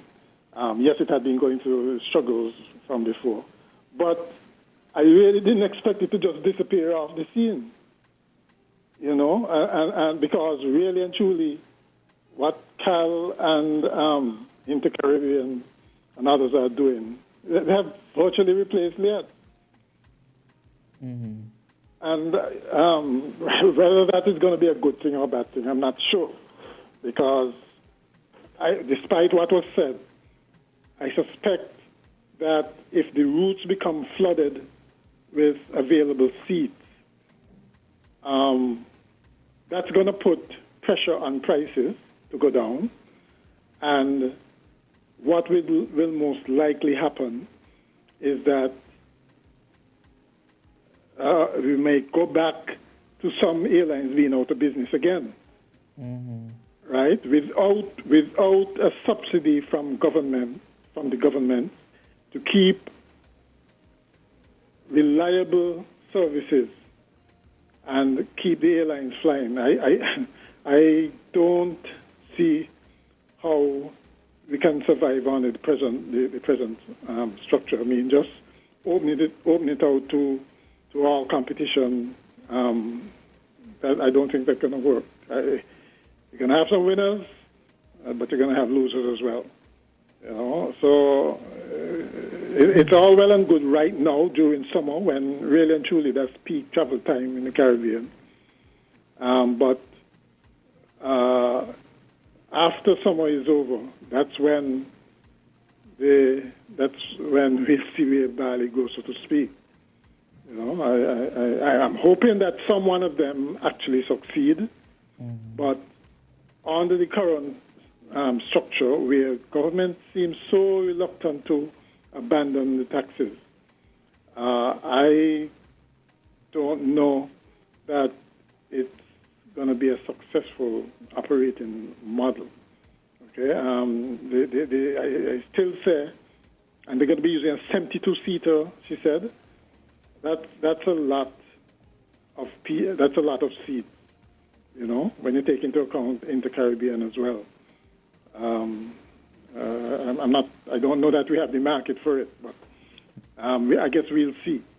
All right, I still say that using smaller, more efficient aircraft might have been better between the smaller islands and use the large aircraft for the hubs. And even WINNMedia now is going to the ATR, the larger ATR aircraft, and going to be increasing flights in the region as well. So it's going to be a flood out there.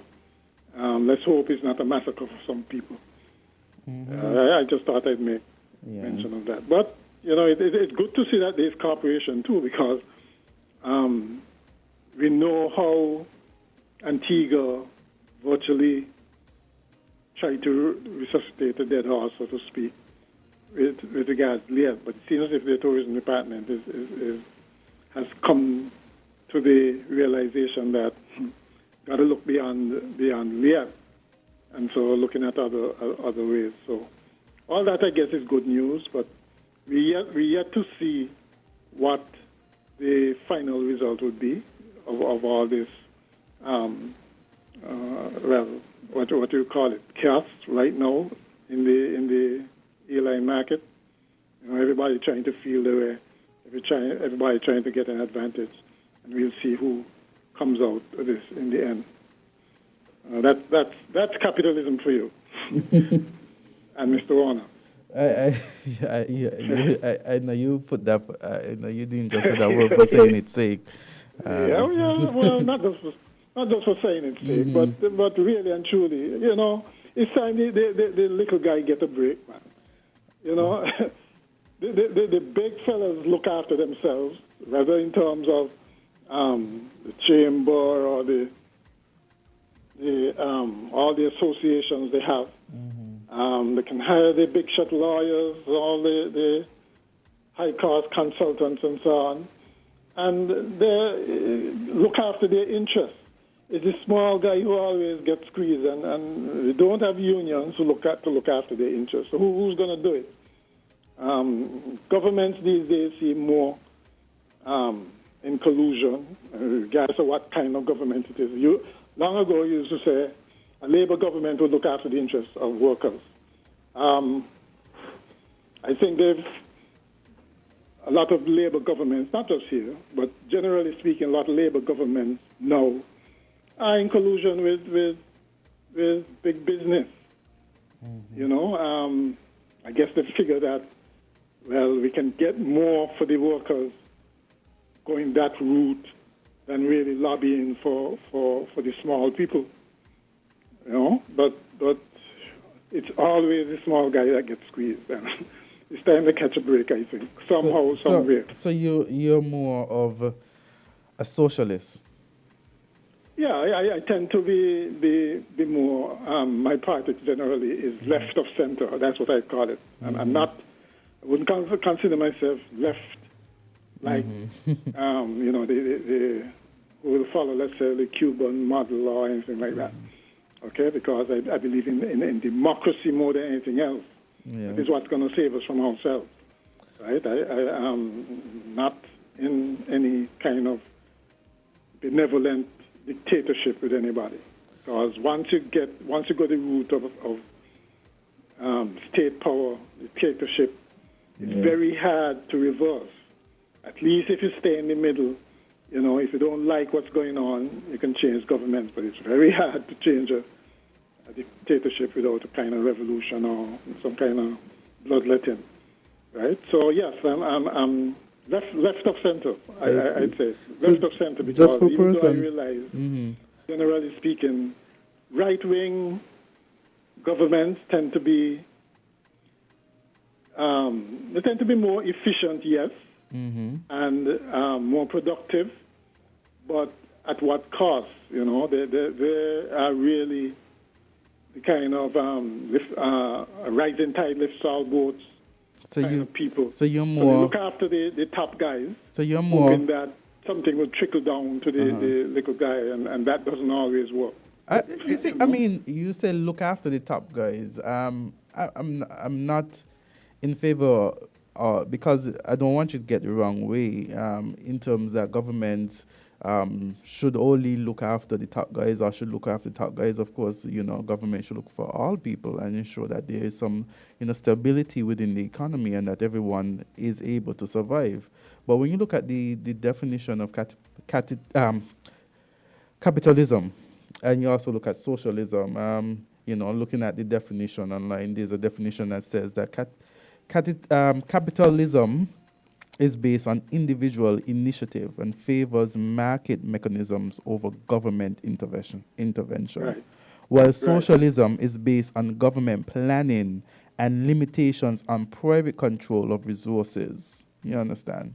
And the two of them are usually in conflict with each other. So finding the middle road is where. Yes. You know, that's for me, and this is me. I believe in a more small government, where you know, government is there to ensure that there are certain things in place, and that, you know, the survival of the, you know, the persons who can't support themselves, you know, the survival of persons who are most vulnerable. Yeah.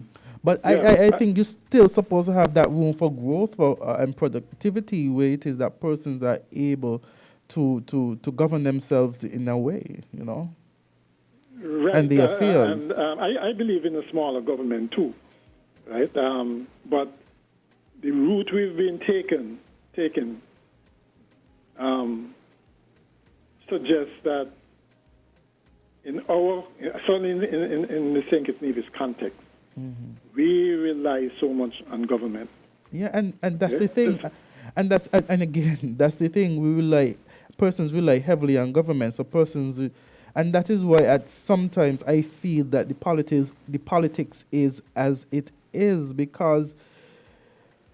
And the government people have less options. Yeah, and the thing about it is that, I mean, oftentimes the persons in government realize that and use it to their advantage, because if you are independent and you're able to do certain things on your own, and you know, government fosters that, you know, that environment where it is that persons become more independent, then you are more likely to make a decision, an informed decision based on what you think is in the best interest of the country and the economy, because you are able to produce and give to the economy. Whereas if it is yet you're just waiting for a handout, and so then government can use that to its let me not say to maintain themselves in power, and that I think that's the problem we have, right? There is less of an incentive by government to go there, put in the work, attract investment to provide growth and more opportunities for people. Because if they do that, that's going to be decreasing the power of government. And as you know, it's one of the things that's very hard to do is for people, politicians, people generally, to give up power and control. You know? Yes. So in a sense, it takes somebody really visionary to say, look, this is the way to go. It may mean that there is less government intervention, less influence by the politicians and so on. But in the long run, we'd have a better country. We have another call, Mr. McMahon. Okay, Ira. We have yes, thank you for your contribution. Okay. Damn. We have it? No. Don't you just hate it when that happens? Yes. It's like you're gymming, man. Yeah. Okay. Caller, go ahead. Be brief. Yeah, good morning, you all. Good morning. I would like to say, you got some words put together, make a statement, you know. Leave and return. When Mr. McMahon get on any talk show, he believes he teaching a classroom. But because of the long talk he want to talk, he must have consideration that other people trying to get into. He need to have a stopwatch in front of him. He want to call in and give things. Give his views. I think tell him so. Yeah, I think at the time no one was calling in. Is that no? Oops. Okay. Oh gosh. Okay. Okay. You accidentally lost that call. Yes, no one was calling in at the time. Listeners, like I always say, we give people a provisional amount of time. I try to tell people to be brief, but at the same time, if no one is calling, then I might let them speak. Yeah, I mean, and it's a tightrope. It's not, I mean, and if it is that no one is calling, then I think is okay for the caller to think. But if you see that we're having a number of calls, that's when we try to cut it. We have two calls now. See what's gonna happen now. Okay. Okay. See. Hello, caller. Hey, caller. Yeah. Sorry about that, man. Yes. Yeah. I just heard it cut out. Anyway. I like the new airlines that you all were talking about. You all were engaged with.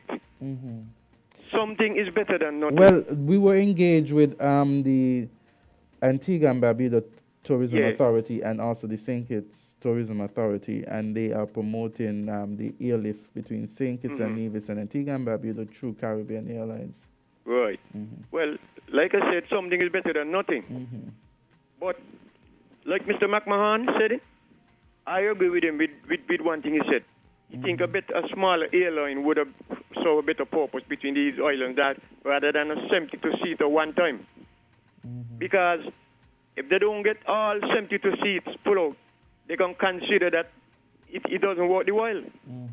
So there comes the government will have to subsidize those empty seats.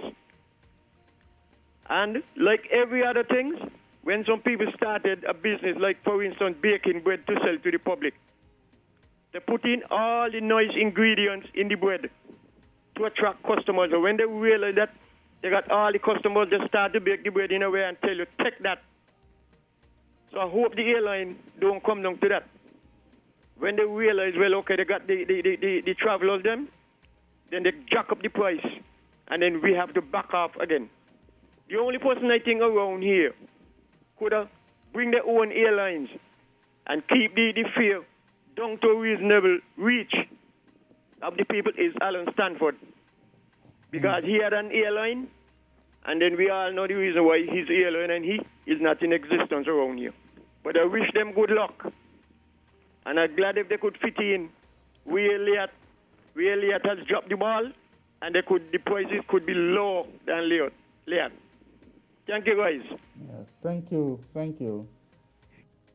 Okay. CJ wanted to come back to weigh in on the consumption tax versus income tax thing. Okay. I haven't seen he's upstairs. I haven't seen him.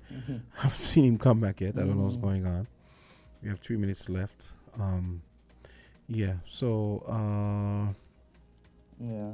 Anything else you have on your mind? I mean, I think we had an interesting discussion, especially when Mr. McCann was talking. I mean, the big government, small government thing has always been something, that, person's thing. I think right now. I always have mixed feelings about, I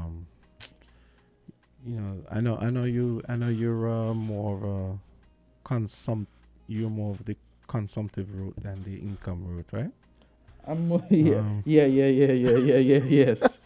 You pay for what you consume. Yeah. Well, let's see what is okay. Why? What's going on? Yes. Here?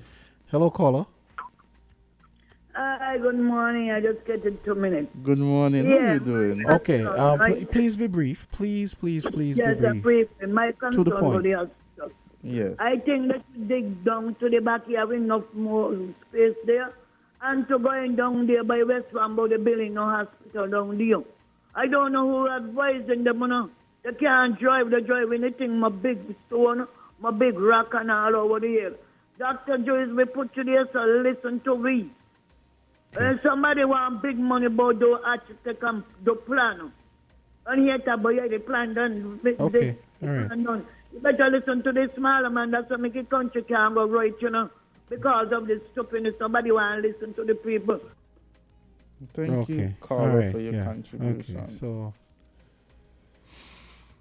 so we have 1 minute left. 1 minute. So I just want to thank everyone who listened to the program this morning. I think it was a very insightful discussions. We had so many things that we spoke about. I want to say join us tomorrow on another edition of Island Tea.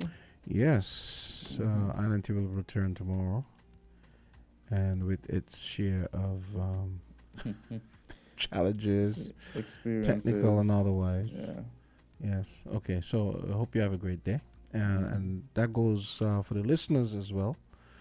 Have a great day. I have some track and before I go, I have some track and field to watch later.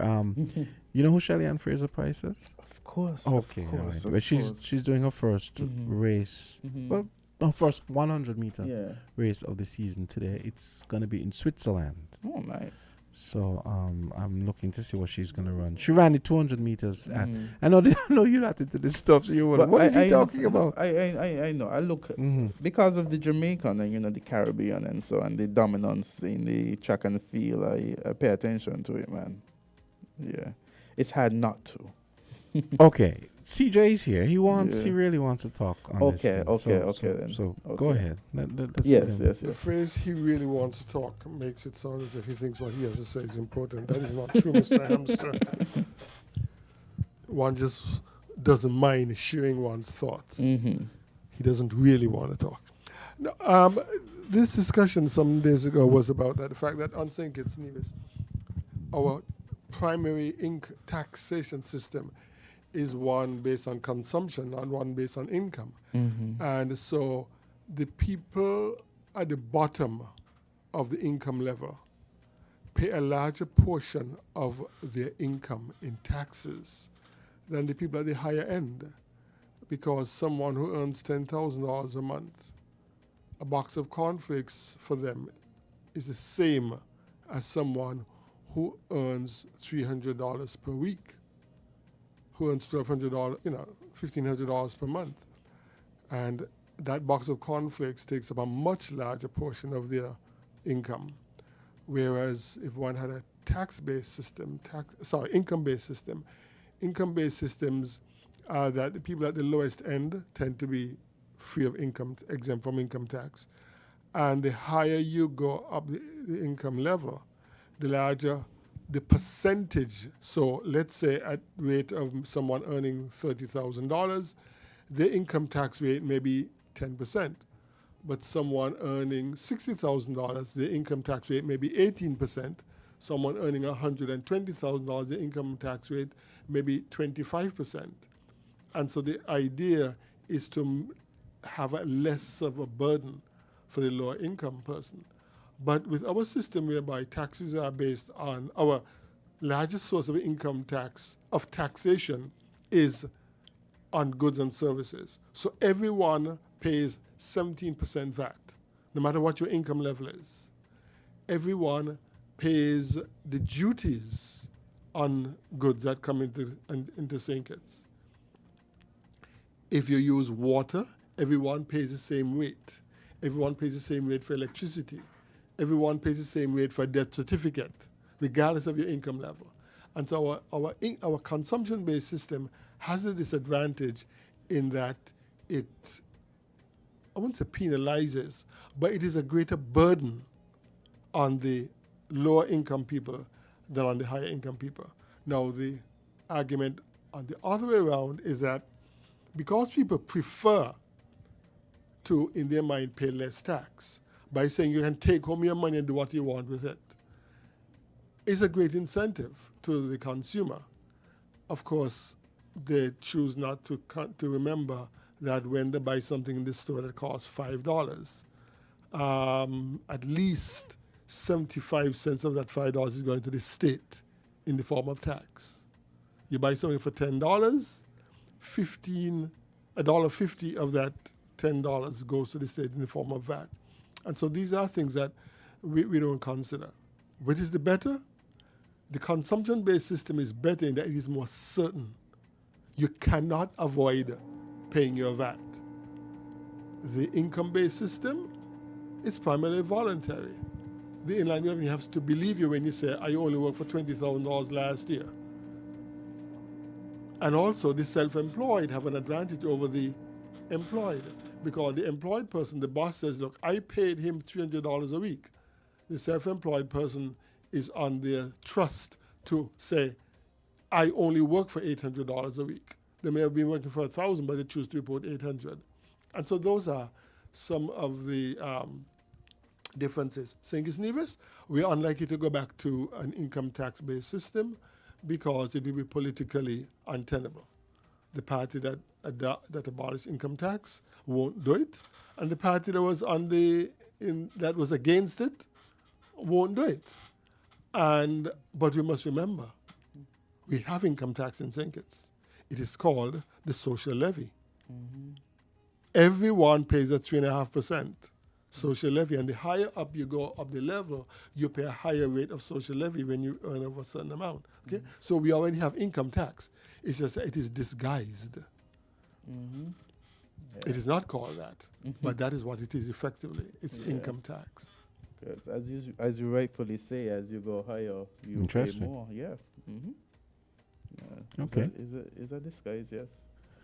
Yes, I never thought of that. I never thought of it that way. We're going to have to continue. The phones are going crazy, and it's overtime. 5 minutes after 10. So we're going to call it off for the day. This should be, a planned discussion because it's a heavy topic, and people are going to weigh into this. So maybe we can play back. It's only like 3.5 minutes, so maybe we could play back that tomorrow, and so that people who clearly have things that they want to say can call back, because that is pretty interesting. This is a hot topic, Jams. Yes, it is. Okay. So that's it for today, huh? Okay, that's okay. it. Okay, folks, we're going to be back tomorrow with Island Tea. Okay.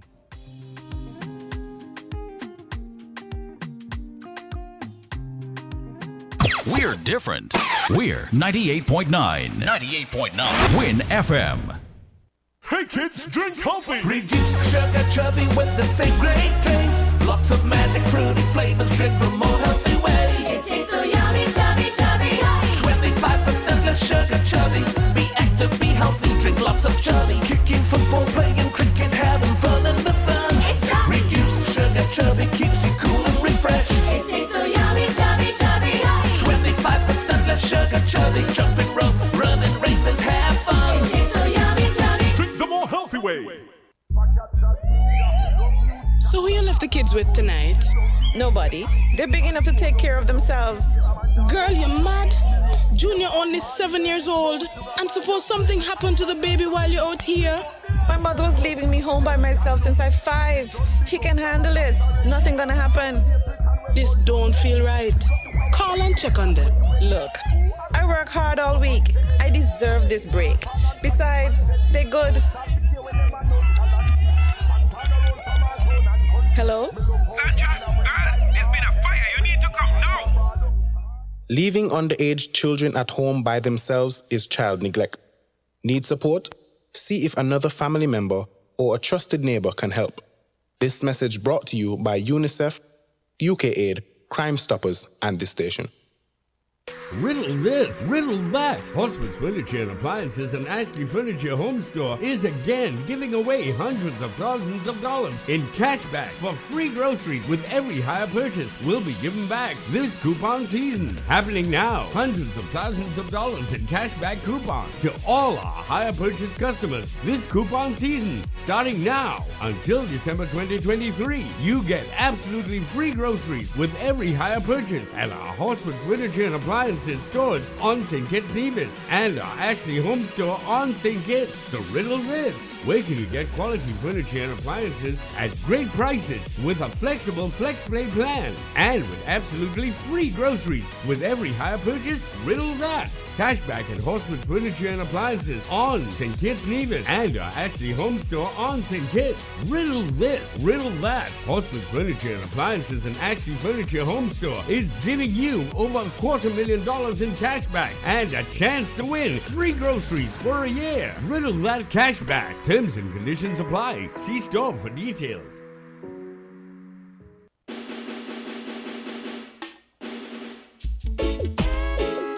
Just can't let you go. Oh no, no, not my baby. Even only strangers in the night, getting to know each other. The mood was right, strolling under the moonlight, hoping that we could get out of sight. And while the entertainer's singing his song, I hold a feeling oh so strong. Never thought love would look me in the eyes. I lift my head, oh what a big surprise. But there are people all around who try to take her love from me. Now, they don't seem to realize this love was meant to be. Only your love can set me free. I think I won the prize. From the very first time I looked in your eyes, I knew love would last forever. It's a blessing to be with someone like you. Now the ladies realize I am no longer solo, got you by my side. And this new love I will treasure. I'll be faithful and true till the day I die. And when people criticize, we will hold on to love, just be our guide. And if I had to do it over, it would have to be you, girl. No one else could do. No, no. I can't let you go. Oh no, no, no, not my baby. I can't let you walk out my life. No, no, no, no. Ooh, no, baby.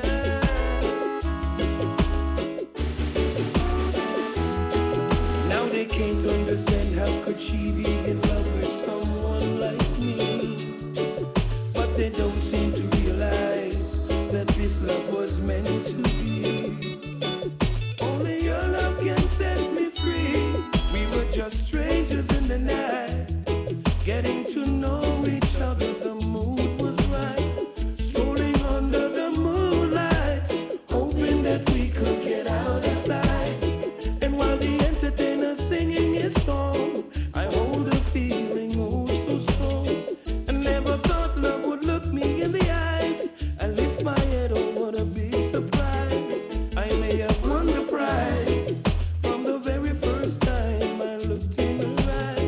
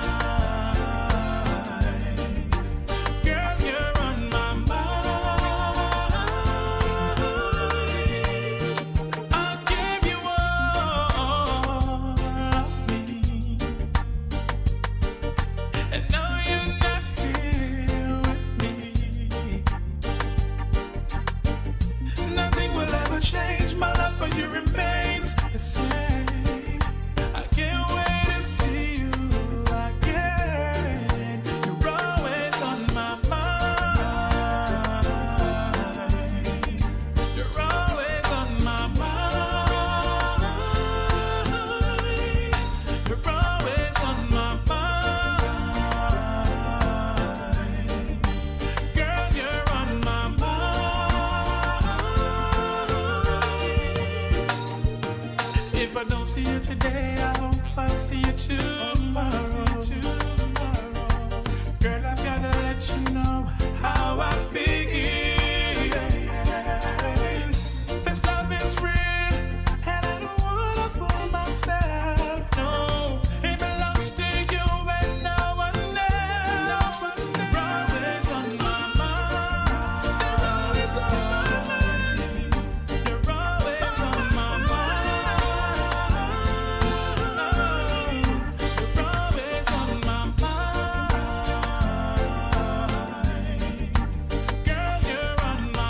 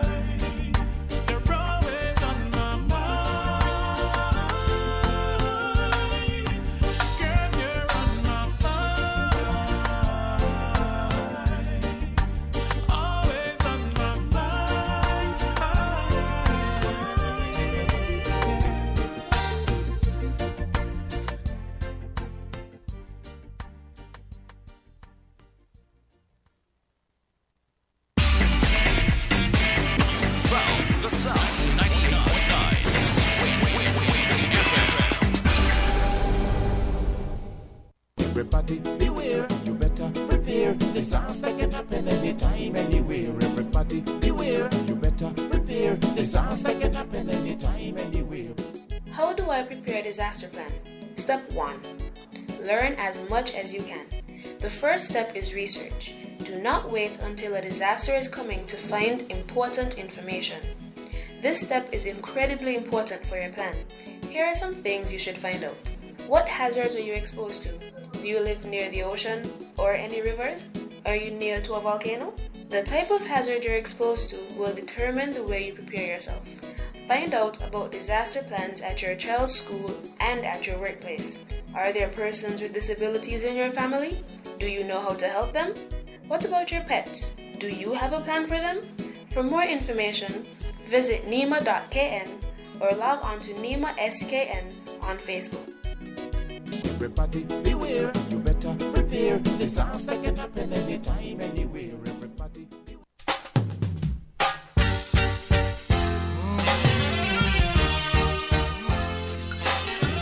Watching the time, how the people are moving and murmuring to myself, wish it never had to be the way I see this world running. Shouldn't have to be, 'cause now every man's cup is filled with hate and overflowing.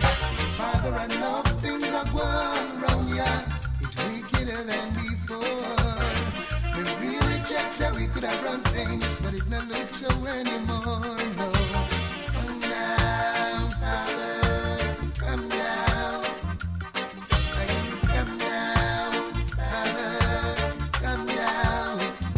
Oh, I beg you, come down, Father, come down.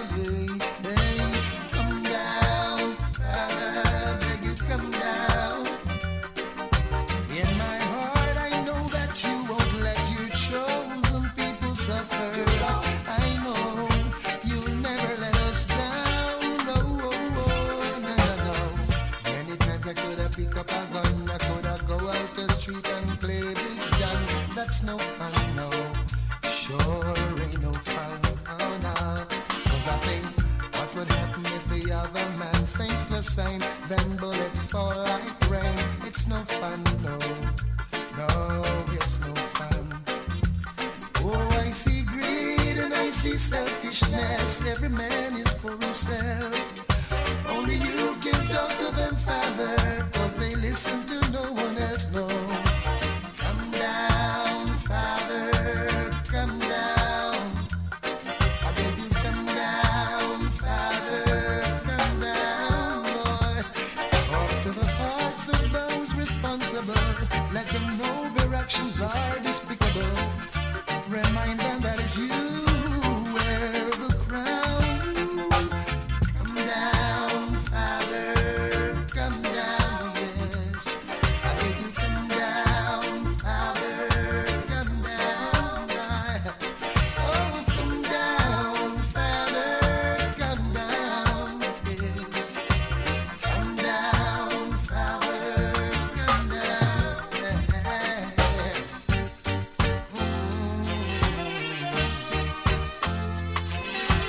Watching the time, how the people are moving and murmuring to myself. Woe unto the ones who think that you can do these wrongs and get away. Woe unto you, and watch out for your day. I wish it never had to be the way I see this world running. Shouldn't have to be, 'cause now everyone's cup is full with hate and overflowing. Father, I know things are going wrong, yeah. It's wickeder than before. Really believe we could have run things, but it not look so anymore, no. Come down, Father, come down. I beg you, come down, Father, come down. Father, come down, Father, come down. Yes. I beg you, come down, Father, come down.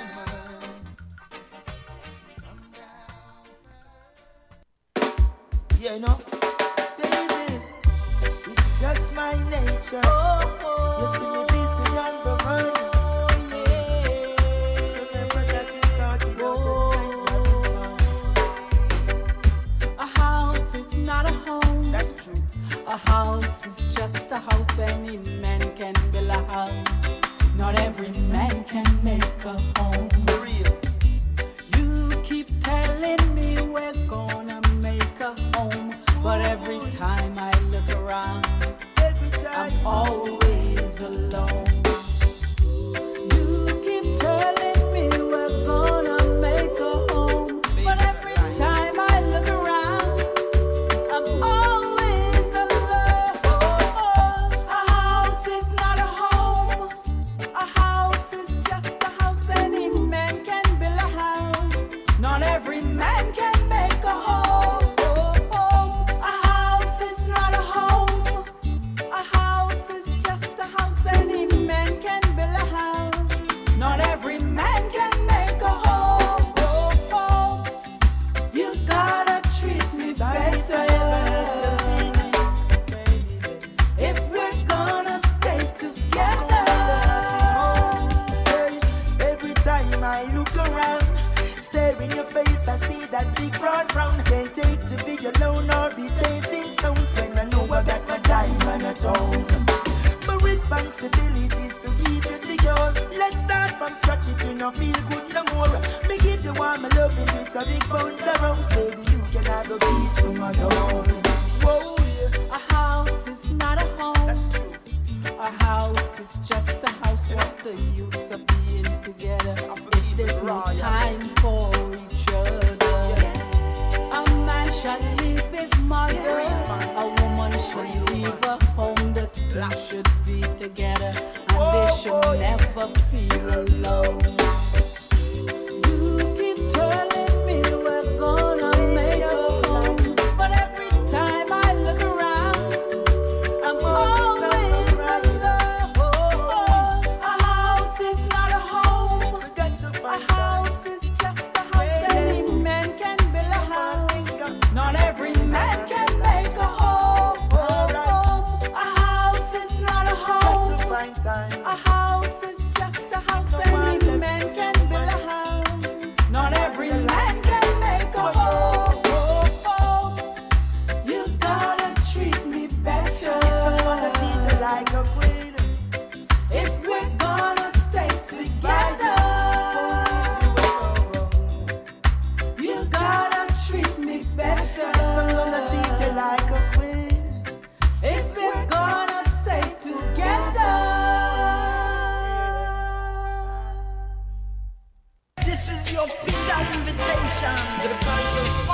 Conscious, get down to business every Wednesday with Conscious Business.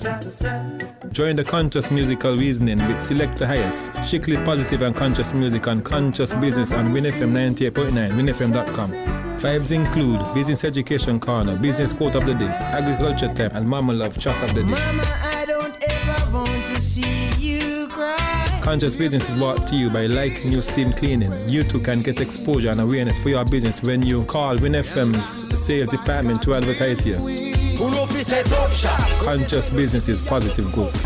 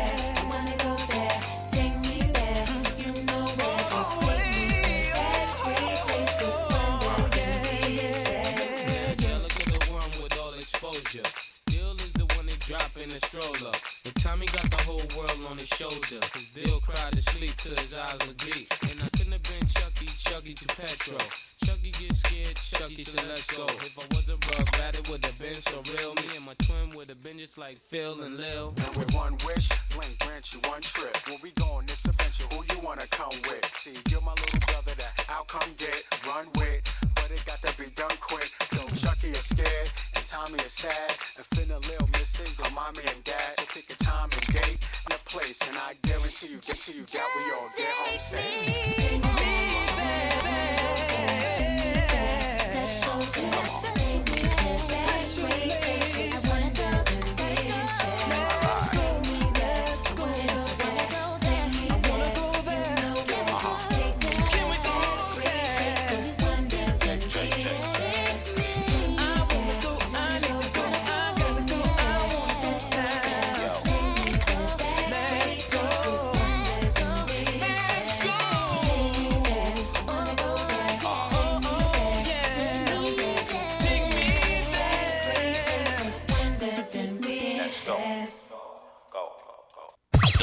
WINN is 98.9. 98.9 is Win FM.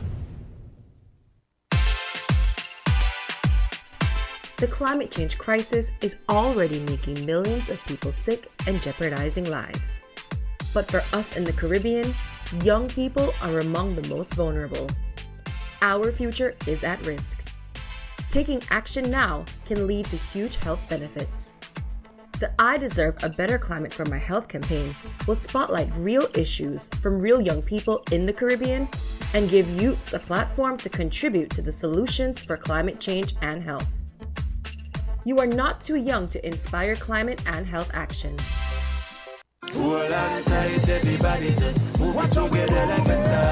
Friday, July 28th is the date for the grand launch of the Department of Creative Economy. Unlocking your potential, fueling the creative power. It's all going down at the taxi parking lot at Port Zante. Starting at 11 a.m., check out the Creatives Expo. The official ceremony will be at 6 p.m., then at 8. It's a live concert featuring our top homegrown artists. There will also be local artisans, lots of fun attraction for the kids and adults, mechanical bull, kids fun house, painting, candle making, and much more. Plenty giveaways and significant announcements for all creatives. Persons can register to be a part of the expo. Visit our social media for more information. Department of Creative Economy on Facebook and Instagram. So, on Friday 20th July, meet me at the taxi parking lot, Port Zante, from 6:30 for the grand launch of the Creative Economy. Don't you miss it. When we move together, we gon' make the whole world shake. We gon' make the world shake.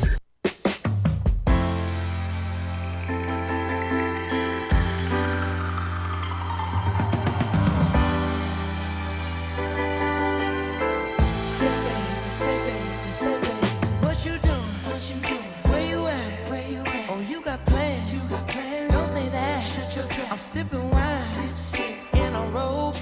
I look too good to be alone. My house clean, my pool warm. Just shake smooth like a newborn. We should be dancing, romancing in the east wing and the west wing of this mansion. What's happening? I ain't playing no games. Every word that I say is coming straight from the heart. So if you're trying to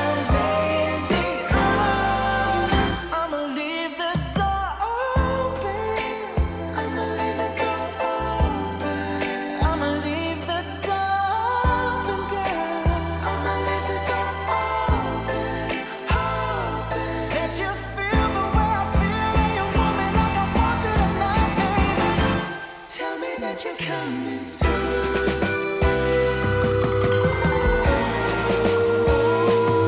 You're so sweet, so tight. I won't bite unless you like. If you smoke, what you smoke? I got the haze. And if you're hungry, girl, I got the lace. Ooh, baby, don't keep me waiting. There's so much love we could be making. I'm talking kissing, cuddling. Rose petals in the bathtub, girl, let's jump in, it's bubbling. I ain't playing no games, every word that I say is coming straight from the heart. So if you're trying to lay in these arms, I'ma leave the door open. I'ma leave the door open.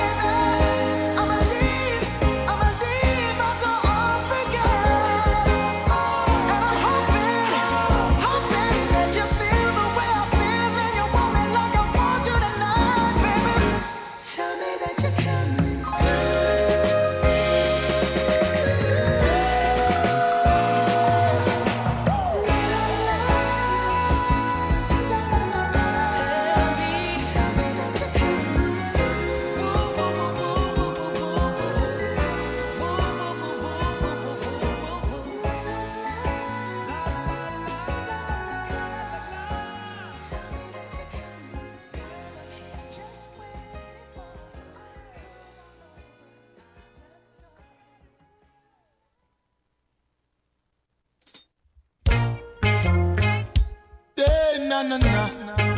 Hey, na na na. Stada da da da. Reggae music again. Stada da da da. Oh, na na na. Yeah. It's been a long, long time now since we groove together like this. A different vibe is in the air. Reggae music again. Happiness on every face. Peace and love for every race. Smile and greet with real friends over and over again. Boy, it's been a long, long, long, long, long, long time. We don't have no vibe like this. Reggae music again. Whoa, reggae music again. Oh, and it's been so, so, so, so long. We don't listen to some old time reggae song. Play the music again. Yes, make we unite again. I remember when, way back then, positivity was the message we sent. No man not pretend, we root to the stem. It used to be Jamaica, no problem. Money I spend, borrow or lend. And them kind of love that we need to extend. Remember when the skirt them are up on the pants them. It's been a long, long, long, long, long, long time. We don't have no vibes like this. Play the music again. Yeah, reggae music again. It's been so, so, so, so long. We don't listen to some old time reggae song. Play the music again. As a reggae make we unite again. If you were in my shoes, you would see some me not choose music and me music choose. Impossible for me refuse. Can't make no excuse. And if I the good vibe you want, bring the real thing come.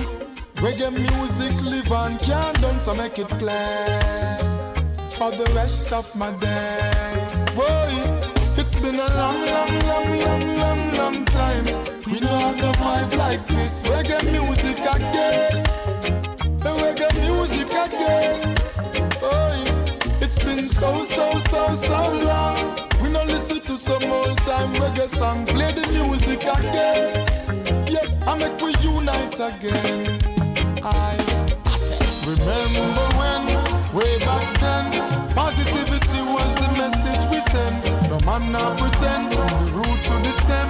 It used to be Jamaica, no problem. Money I spend, borrow or lend. And them kind of love that we need to extend. Remember when the skirt them are up on the pants them. It's been a long, long, long, long, long, long time. We don't have no vibe like this. Play the music again. Reggae music again. So, so, so, so long. We don't listen to some old time reggae song. Play the music again, again, again. Make we unite again. So long. We don't have no vibes like this. Music again, again.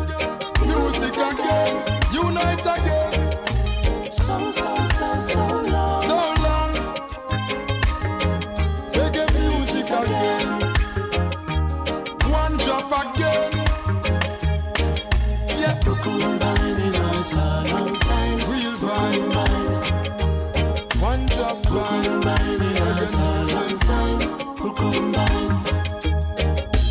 Combining us a long time. Combining us a long time. Combine. Real vibe. Combining us a long time. Combine.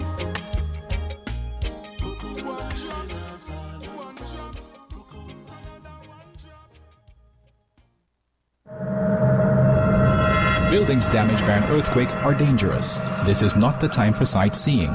You could be in personal danger and your presence could hamper emergency responses.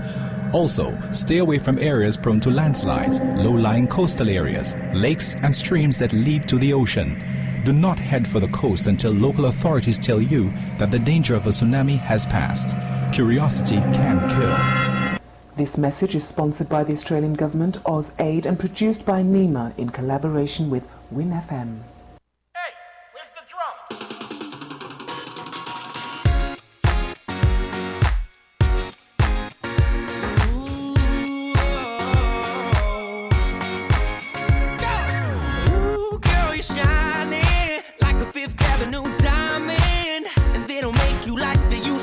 You're never going out of style.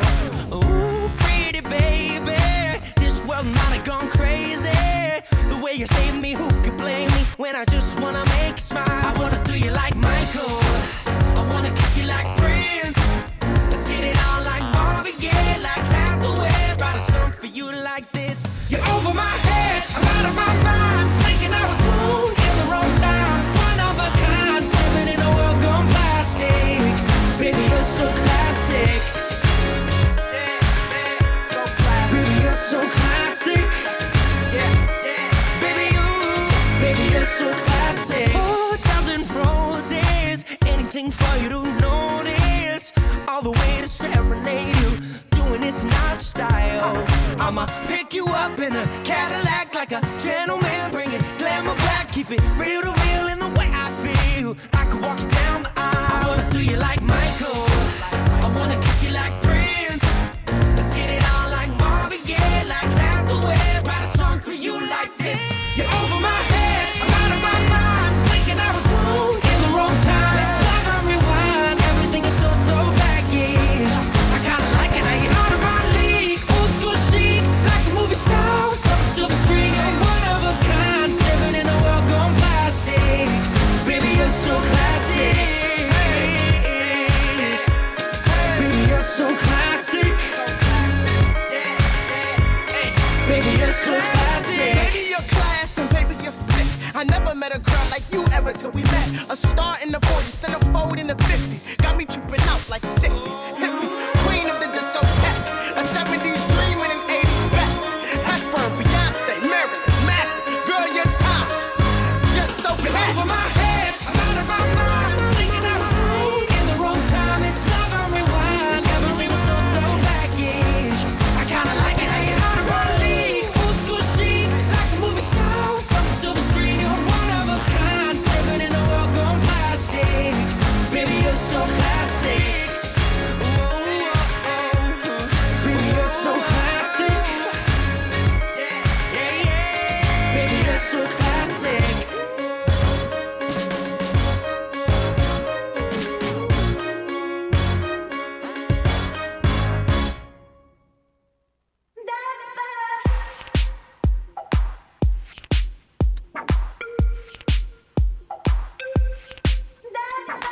You lift my heart up when the rest of me is down. You enchant me even when you're not around. If there are boundaries, I will try to knock them down. I'm latching on, babe. Now I know what I have found.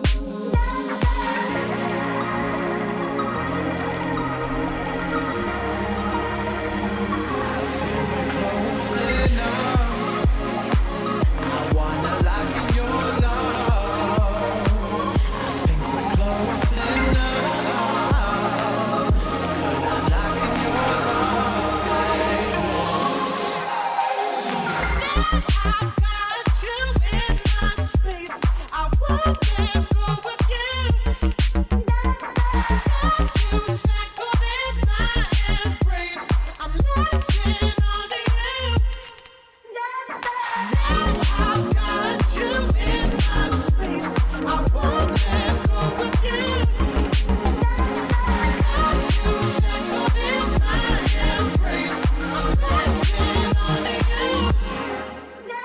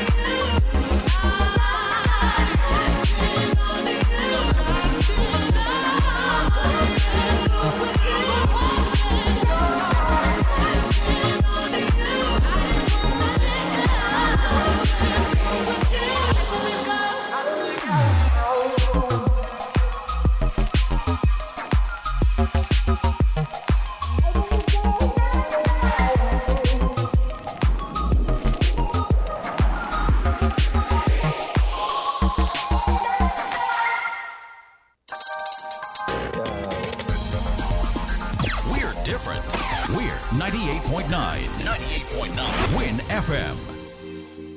Everybody beware, you better prepare. Disaster can happen anytime, anywhere. Everybody beware, you better prepare. Disaster can happen anytime, anywhere.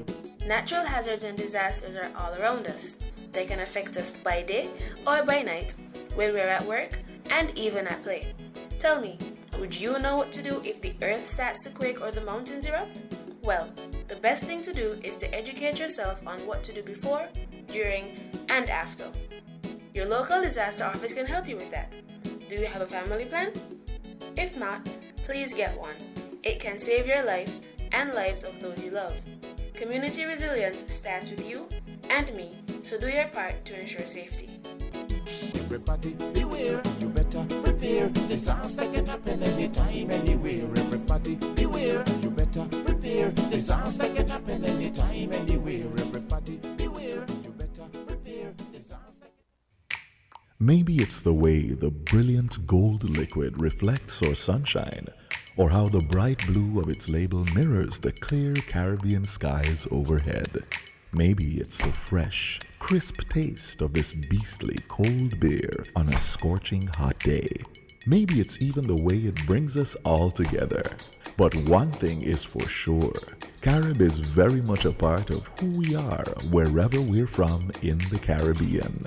Carib, it's the way we play. Drink responsibly.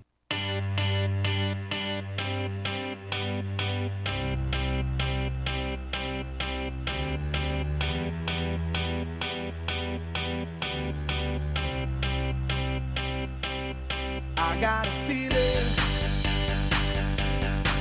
that tonight's gonna be a good night. That tonight's gonna be a good night. That tonight's gonna be a good night. A feeling that tonight's gonna be a good night. That tonight's gonna be a good night. That tonight's gonna be a good night. Tonight's the night, let's live it up. I got my money, let's spin it up. Go out and smash it, like oh my god. Jump out that sofa, let's get up. I know that we'll have a ball if we get down and go out and just lose it all. I feel stressed out, I wanna let it go. Let's go way out, spaced out and losing all control. Fill up my cup, Mazel tov. Look at her dancing, just take it off. Let's paint the town, we'll shut it down. Let's burn the roof, and then we'll do it again. let's do it, let's do it, let's do it, let's do it, and do it, and do it. Let's live it up and do it, and do it, and do it, do it, do it. Let's do it, let's do it, let's do it. Cause I got a feeling that tonight's gonna be a good night. That tonight's gonna be a good night. That tonight's gonna be a good night. A feeling that tonight's gonna be a good night. That tonight's gonna be a good night. That tonight's gonna be a good night. I feel tonight's the night. Hey, let's live it up. Let's live it up. I got my money. Hey, let's spin it up. Let's spin it up. Go out and smash it. Smash it. Like oh my god. Like oh my god. Jump out that sofa. Come on. Let's get up. Fill up my cup. Drink. Mazel tov. Look at her dancing. Move it, move Just it. take it up. Let's paint the town. Paint the town. We'll shut it down. Shut it down. Let's burn the roof. And then we'll do it again. Let's do it, let's do it, let's do it, let's do it, and do it, and do it. Let's live it up and do it, and do it, and do it, do it, do it. Let's do it, let's do it, let's do it, do it, do it, do it. Here we come, here we go. We gotta rock, easy come, easy go.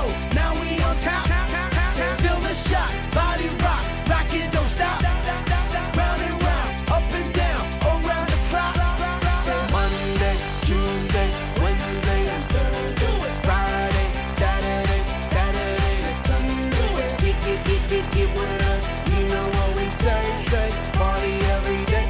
hot party every day, and I'm feeling that tonight's gonna be a good night. That tonight's gonna be a good night. That tonight's gonna be a good night. I'm feeling that tonight's gonna be a good night. That tonight's gonna be a good night. That tonight's gonna be a good night.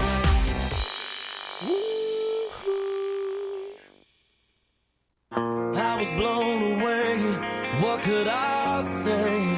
It all seemed to make sense. You're taking away everything, and I can't deal with that. I try to see the good in life, but good things in life are hard to find. Well, blow it away, blow it away. Can we make this something good? Well, I try to do it right this time around. Let's start over. I try to do it right this time around. It's not over. 'Cause a part of me is dead and in the ground. And this love is killing me, but you're the only one. It's not over.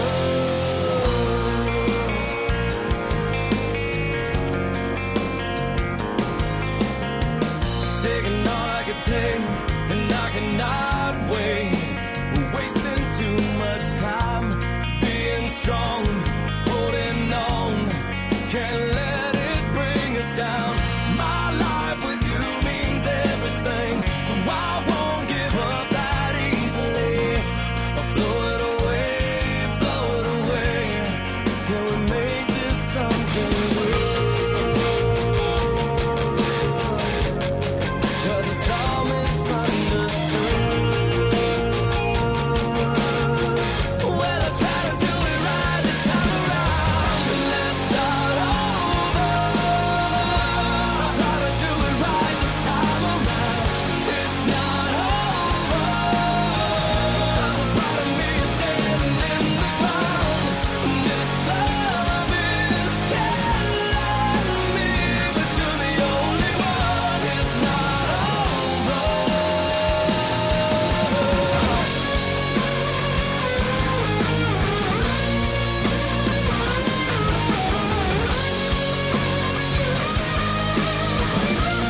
You can't let this get away. Let it out, let it out. Don't get caught up in yourself. Let it out. Let's start over. I try to do it right this time around. It's not over. 'Cause a part of me is dead and in the ground. This love is killing me, but you're the only one. It's not over. Let's start over. It's not over.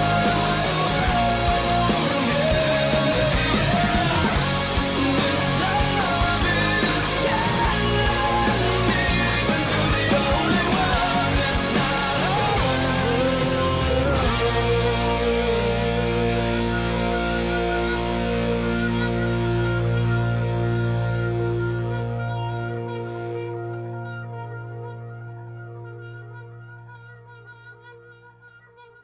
Everybody beware, you better prepare. Disaster can happen anytime, anywhere. Everybody beware, you better prepare. Disaster can happen anytime, anywhere.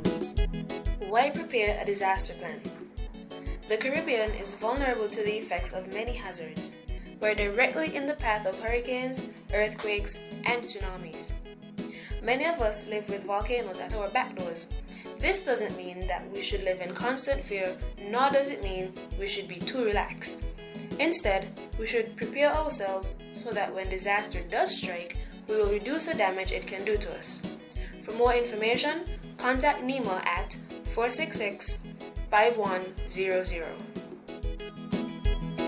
Everybody beware, you better prepare. Disaster can happen anytime. Hello, ladies. How are y'all doing tonight? Can I keep it real and say what's on my mind?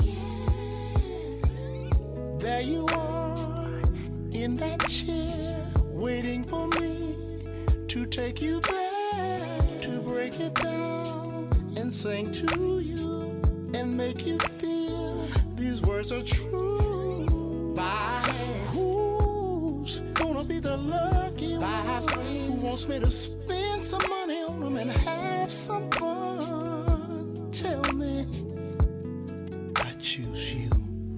What would you do? What would you do if I said all of these words were true? What would you? What would you do if I came down here and sat What with would you? you do? What would you do if I told the band to break it down? What would you do if I said I wanna lay you down? What would you do if I put this money in your hand? What would you do if I said I'd like to be a man? What would you do if I brought you up here on this stage? What would you do? Tell me. What would you do? The lights are down, the mood is set, the sound is right, I'm heated. Look to my left and check my crowd. Look to my right to see if they are ready now. Tell me who out there feels lucky, wants me to take them shopping and buy them everything. I choose you.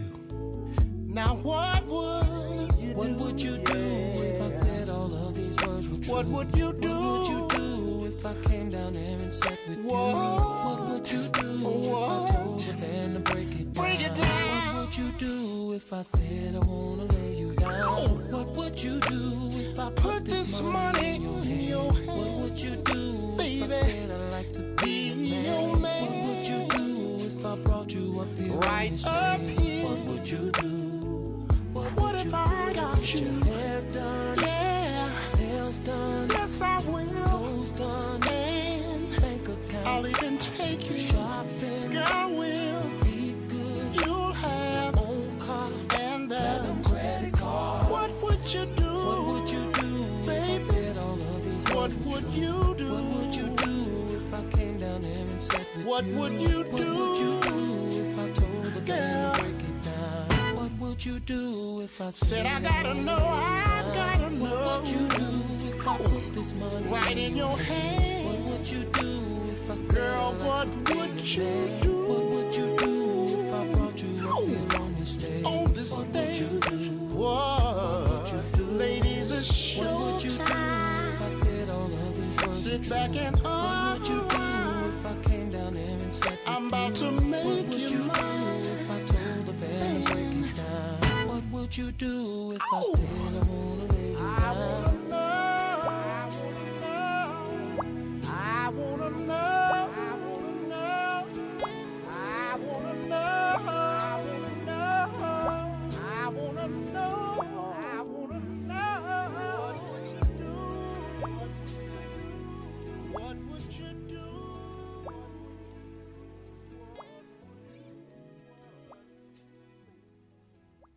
We're different. We're 98.9. 98.9. Win FM. It's Candisie for me, Candisie for we. Neighbor, partner, your family. The best is yet to come, believe me.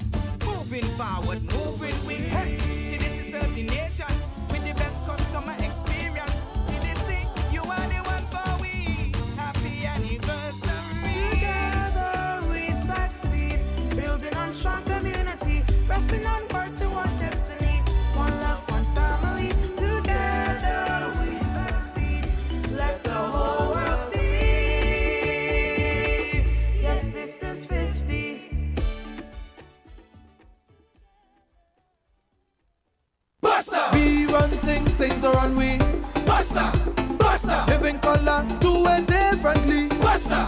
Basta! Large and in charge, like party party. Basta! Basta! We set the pace.